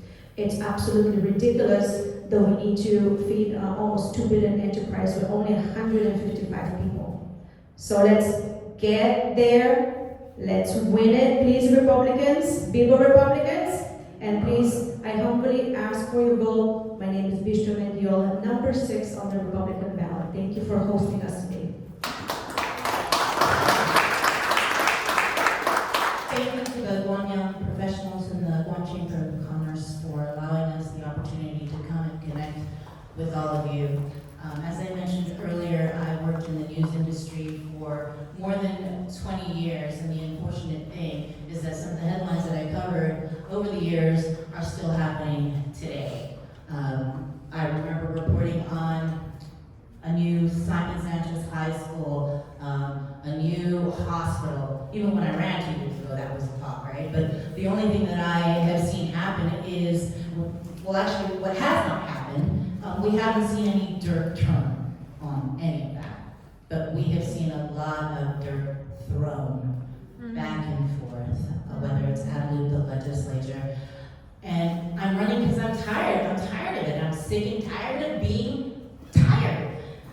And so I'm standing up once again like I did 2 years ago. And I hope that the trust that you gave me when I reported the news for so long, that you will give me your trust and your vote of confidence as I seek a seat in the 38th Guam legislature. So thank you. It's time to bring it.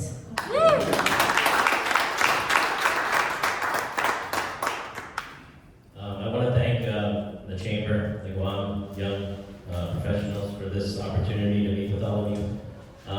This journey for me started in 2004. I first ran for senator as a much younger man 20 years ago, and the passion still serves in me right now. I never thought I would be sitting here running again at the age of 55, soon 56. Now I'm a uncle, right? I'm considered a uncle. But I'm scared. I'm scared for the future of our island. I'm scared for my son, who's 22 years old, that he's not going to have a future here. He's not going to be able to have a job, a house, a family. I don't want him to move to the States. I want him to stay on Guam. I'm not here to be a career politician. If I was, I have 25 years. I've worked for 3 senators. I've been a deputy director. I could have stayed in the government if that's what I wanted. Guam is my home and I love it. In November 5th, we have a choice. We each have a choice to make. And the choice is, are you going to get involved? And are you going to vote? Are you going to be part of the process to make this island better? Or are you going to sit on the sidelines? Are you going to be a bystander? That's the choice we have. And we got to make it. We got to make it for the future generations of this island, for our kids. It's up to us. Our parents took care of us. Our grandparents took care of them and us. Now it's our turn. We need to step up, and we need to stand up and protect our island. You have 14 good candidates here. And I'm going to tell you one thing. I may not be your favorite candidate, but I ask to be one of your candidates, because I built a career on working with people. And that's what it takes to be successful as a leader. Sometimes you need to lead, and sometimes you need to step back and watch others lead and support them. That's how you get things done. And that's how the legislature will be successful. So you have 14 candidates here who are putting their lives on the line, who are doing this every day. This isn't easy, let me tell you. This isn't easy. It costs us a lot of money, a lot of time, and our lives are out here for you to criticize. But we're doing this. And you got a choice. You have 14 choices right now. I'm afraid the next election you're not going to have any choices. We're having a hard time filling the seats, filling the slate. And you've got 14 qualified people sitting right in front of you.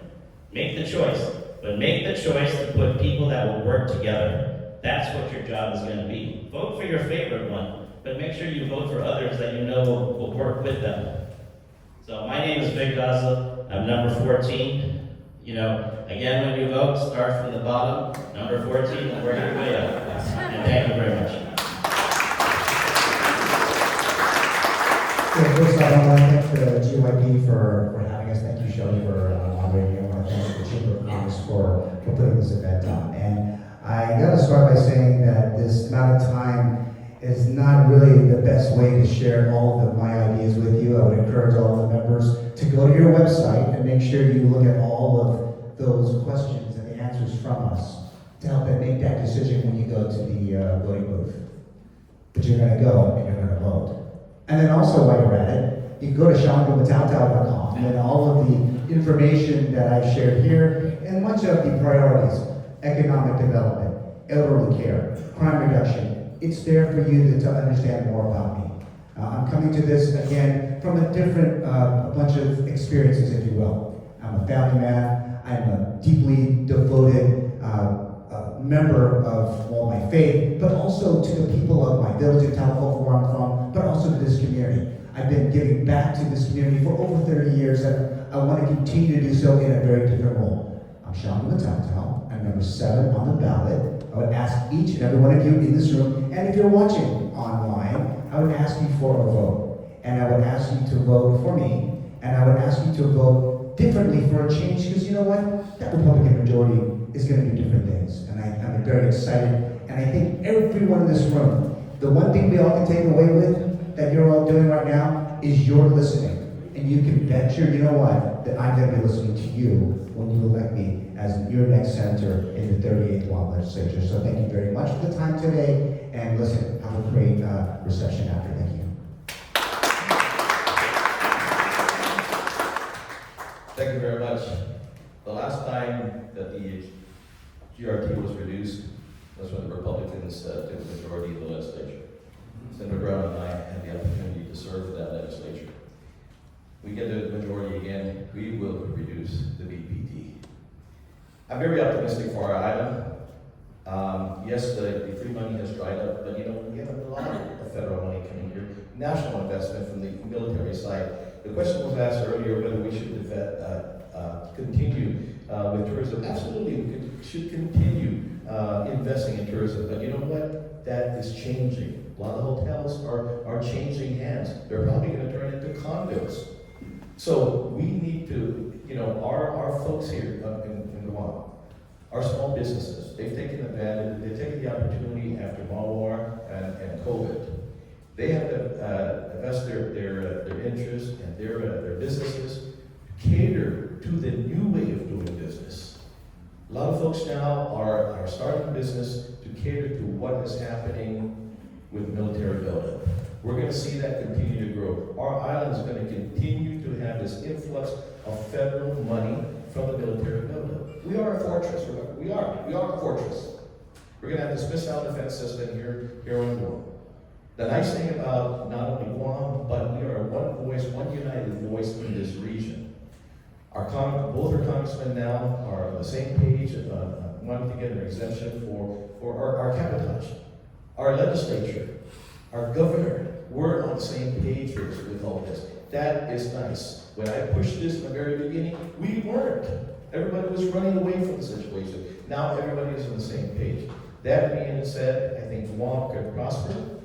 Guam could prosper. I'm number 1 on the ballot. Start from the top and then work your way down. And I'm number 1, yes. No, I didn't. I just said I was number 11. No, I'm number 1.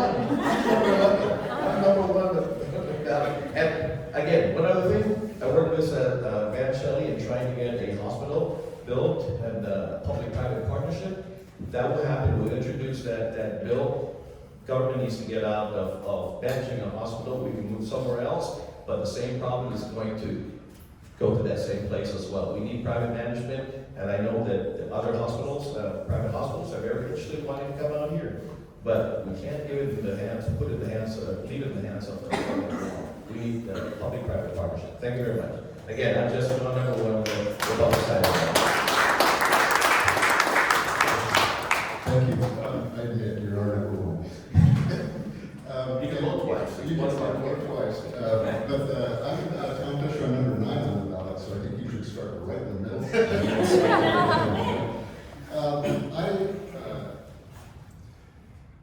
Thank you all very much. I believe that senatorial service is a privilege and it is not a career. We are fortunate to be a small and an intimate island where most of us know each other, and if we don't know each other directly, we know people who know each other. We have the ability, unlike most other jurisdictions, we have the ability to actually speak to each other and understand each other's opinions. We are lucky for that. And one of the consequences of that good luck is that senators should come and then they should go. And new people should come in and fill those seats and hear those new voices. Politics should never be a career. It should be public service. When it is time to step aside and let somebody else's voice be heard. None of us here are the smartest people in the room, you know. So that is another one of the philosophies that I hold. I think you've come to learn a lot about us and some of the things we believe in. I believe we can save the future of Guam. I believe we can build a medical complex. I believe we can have the best healthcare in the Pacific. I believe we can have the best educational system in the Pacific, but we have to be willing to work for it. I believe we can take care of the health of all people on the island, regardless of income. I believe that we can make it possible for everyone to have access to adequate health care, adequate education, all of the other things many people in Guam enjoy. I just believe in a safer, healthier, happier future for Guam, but we can't have it unless we're willing to work together. And I agree very much with what Sabrina was saying, that she's just tired of the infighting. Well, infighting is part of democracy, I suppose. But also cooperation and working together is very much a part of the democratic process. So I'm number 9. I'm running for a seat in the 38th Guam legislature, Republican side. And thank you very much for the opportunity. Thank you. Thank you very much for all of you here out, joining us today in GYP and Chamber of Commerce. You know, every election we talk about, it's a crossroads. This election is a crossroads. I fundamentally believe that. Whether I serve you or not, you have 13 other candidates here who are excellent people that can bring our island forward. We can't come every 2 years and answer these questions. All good answers, I'm sure, by all the folks, and you had great answers today by everyone else. And then walk away and hope for the best when the next legislature is seated. I hope some of you don't take this the wrong way, but we need you. We need the businesses, we need the Chamber of Commerce, we need the young professionals to speak up. We are a full-time body. We're a full-time legislature. And I'm going to tell you right now, my experience, what frustrates me is, I think we waste a lot of time. We don't get the work done that needs done. And that's the problem. But we cannot continue to reach out to the private sector and ask for your help without having you also as a part of a full-time oversight of the legislature. Coming to the public hearings when we're introduced legislation to reduce taxes. Coming to the legislature and speaking out, whether you're for or against certain legislation. Coming to the legislature and expecting that we do committee reports in a proper time, put legislation on the floor, debate it, and get it done. And coming to the legislature and making sure that this 1.7 billion, Frank Blas Jr. will tell you, Senator Blas will tell you, it's not 1.3, it's 1.7 with all the federal money that's here. How are we going to spend that money? And how are we wasting that money right now? That's my challenge today, whether I sit or not. I'm kind of like, no pain, no gain. I'm good. I don't need this job. My life is sustainable. I've done it that way and I've made it that way for myself. But I want to serve one more term. But I want to get this off my chest. Because the bottom line is, you got to expect more of your legislature. You got to expect them to work full time. And we're going to expect you to really, really, if we get a Republican majority, be the true oversight of what we do in the legislature. I'm number 8 the Republican side. I hope I can get your vote. But if not, I'll join you in going down to the legislature and barking at them as well. So just once.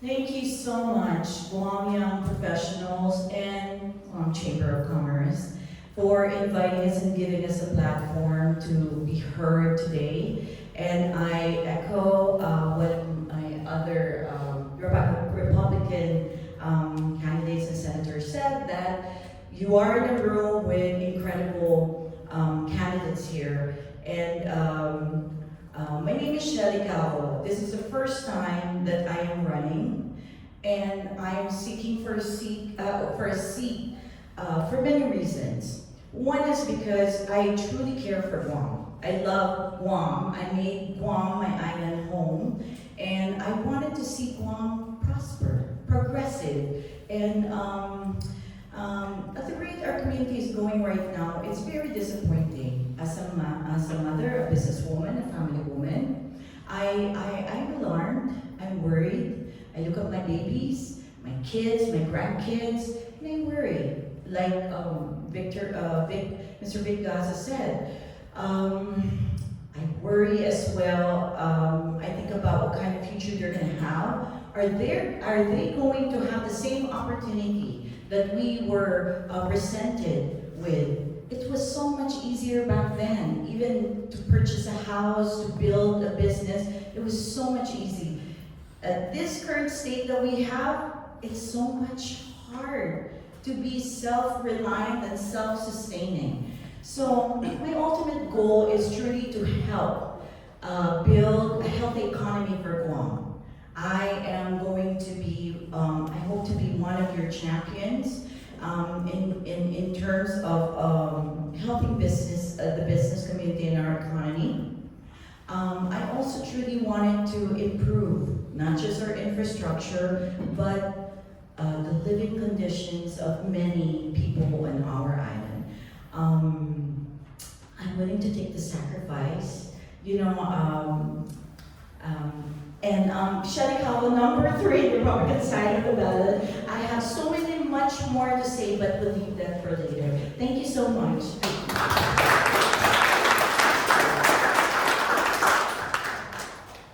Thank you to the Guam Young Professionals for having us here today at the Chamber of Commerce. My name is Vincent Borja. I'm number 4 on the Republican side of the ballot.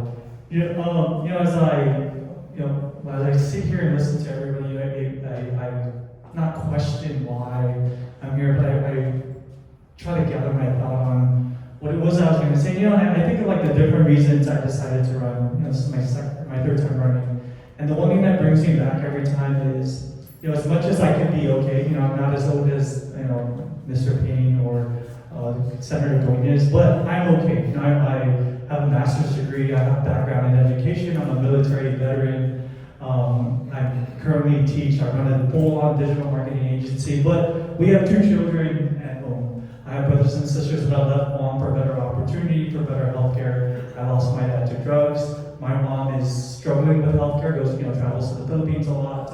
And so for me, I want to change the trajectory of where Guam is headed so that, our families come back. I coach, I do a lot of things. I coach youth sports in the middle schools, and a lot of them are graduating. And it's one thing that I ask them a lot when I see them, especially now, the ones that have graduated, is stay on Guam, or the ones that are going off to be in college stateside, is come back to Guam. I've always been proud of being from Guam. I love Guam. I want my children to go on, to grow up and live on Guam. I want to die on Guam.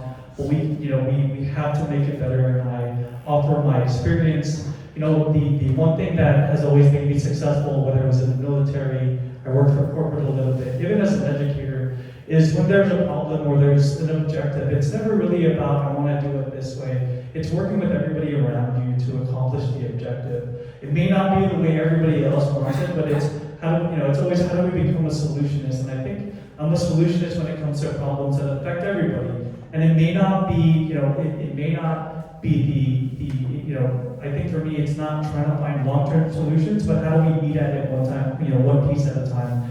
And I offer that to the people of Guam. Vincent Borja, number 4 on the Republican side. Thank you.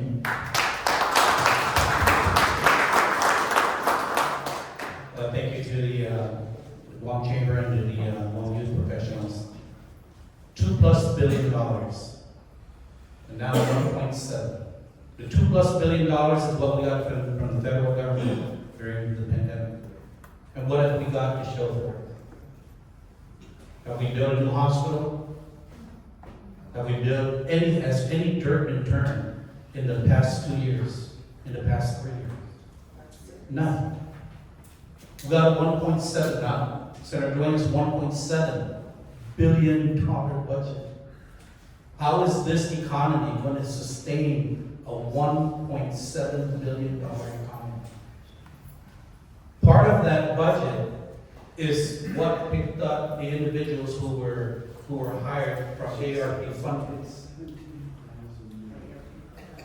So when the last time I was in the legislature, I asked, are these individuals going to be continued on into the next budget? They said no, when the funding runs out, it will terminate at that point.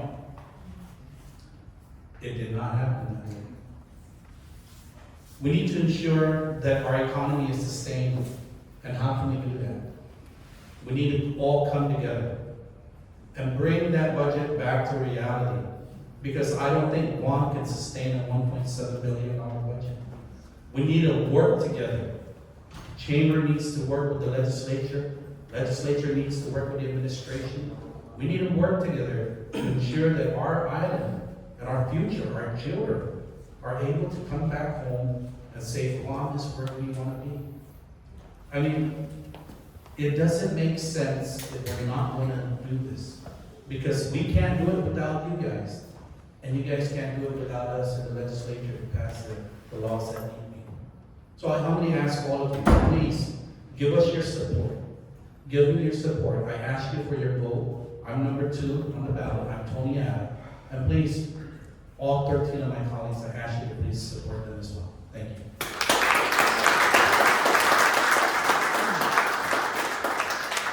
Well, first off, thank you, GYP and Guam Chamber, for being to host this thing. Thank you very much. You took care of us really well. It's pretty hard when we got a bunch of guys who want to hold on to the mic. Don't ever give a politician the mic. I'm very humble, first off, to be able to serve you, to continue to serve you in the legislature. I am just as, I'm ecstatic that I'm sitting here.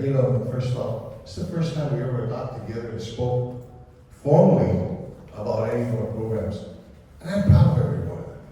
I am proud to say that I can stand here and say that anybody that you choose. First off, Vic says start from number 14. First off, there are 15 candidates, 15 seats in the legislature. If you vote for 14 of us, you can vote for your token Democrat. Don't worry.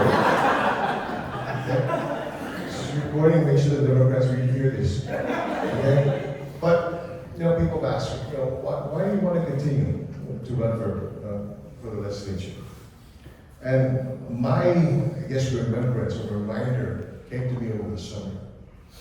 Okay? I'm a proud father of four daughters, I've got 14 grandchildren, and 3 and 4th one on the way, great grandchildren. Okay?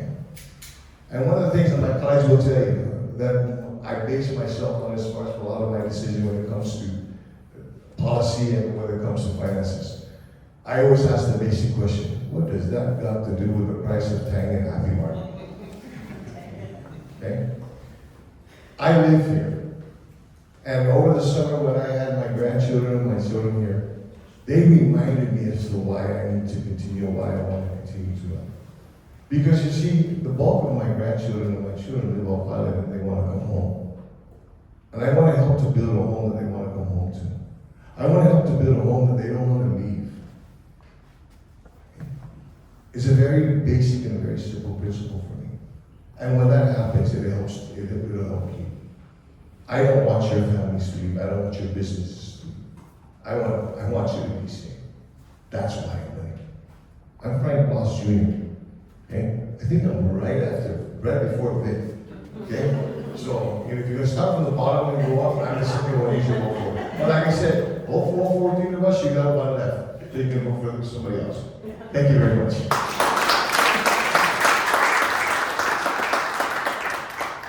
Thank you all for your patience, the opportunity. I actually enjoyed this. I didn't think I would, but I actually enjoyed it. My opportunity to follow you, especially for professionals.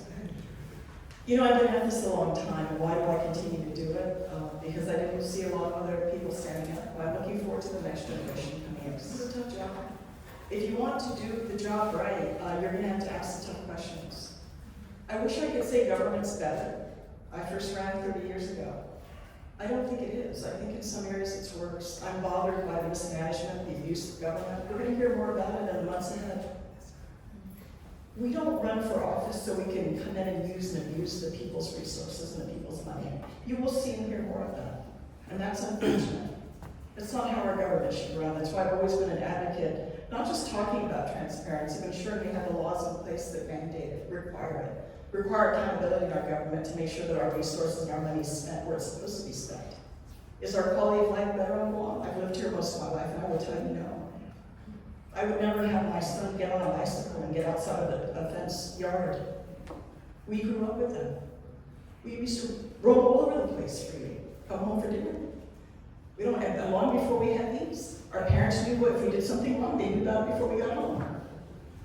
That's the kind of Guam I love. That's why I came back to Guam. That's why it's still home all these years, even though many of us have had opportunities elsewhere to invest our lives. But I think in order to have responsible government, we need to have a government that's performing, and we need to reduce the size of government. This government has grown over $400 million in the last 6 years. Those of you in business, that's unfathomable. And they did it without reservation. And you've got leadership in the Guam legislature that voted and made that happen. And is your quality of life any better? I don't feel safer in this community. It costs more to live here. Driving through a drive-through to get hamburgers is $40, $50 for 2 people. That's not a better quality of life.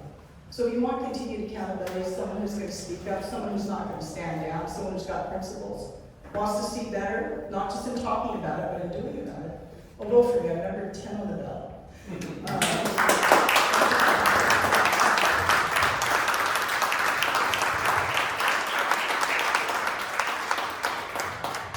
Alrighty, in closing, we'd like to first thank our sponsors, our GYP sponsors who helped make both legislative forums possible, starting from the top here, Bank of Guam, GuamTemps, GTA, Docomo Pacific, and Vantage Advertising. We'd also like to thank our CENTURION Plus sponsors, AK Guam and First Hawaiian Bank, the amazing Guam Chamber team for making this event possible, the Guam Chamber Board of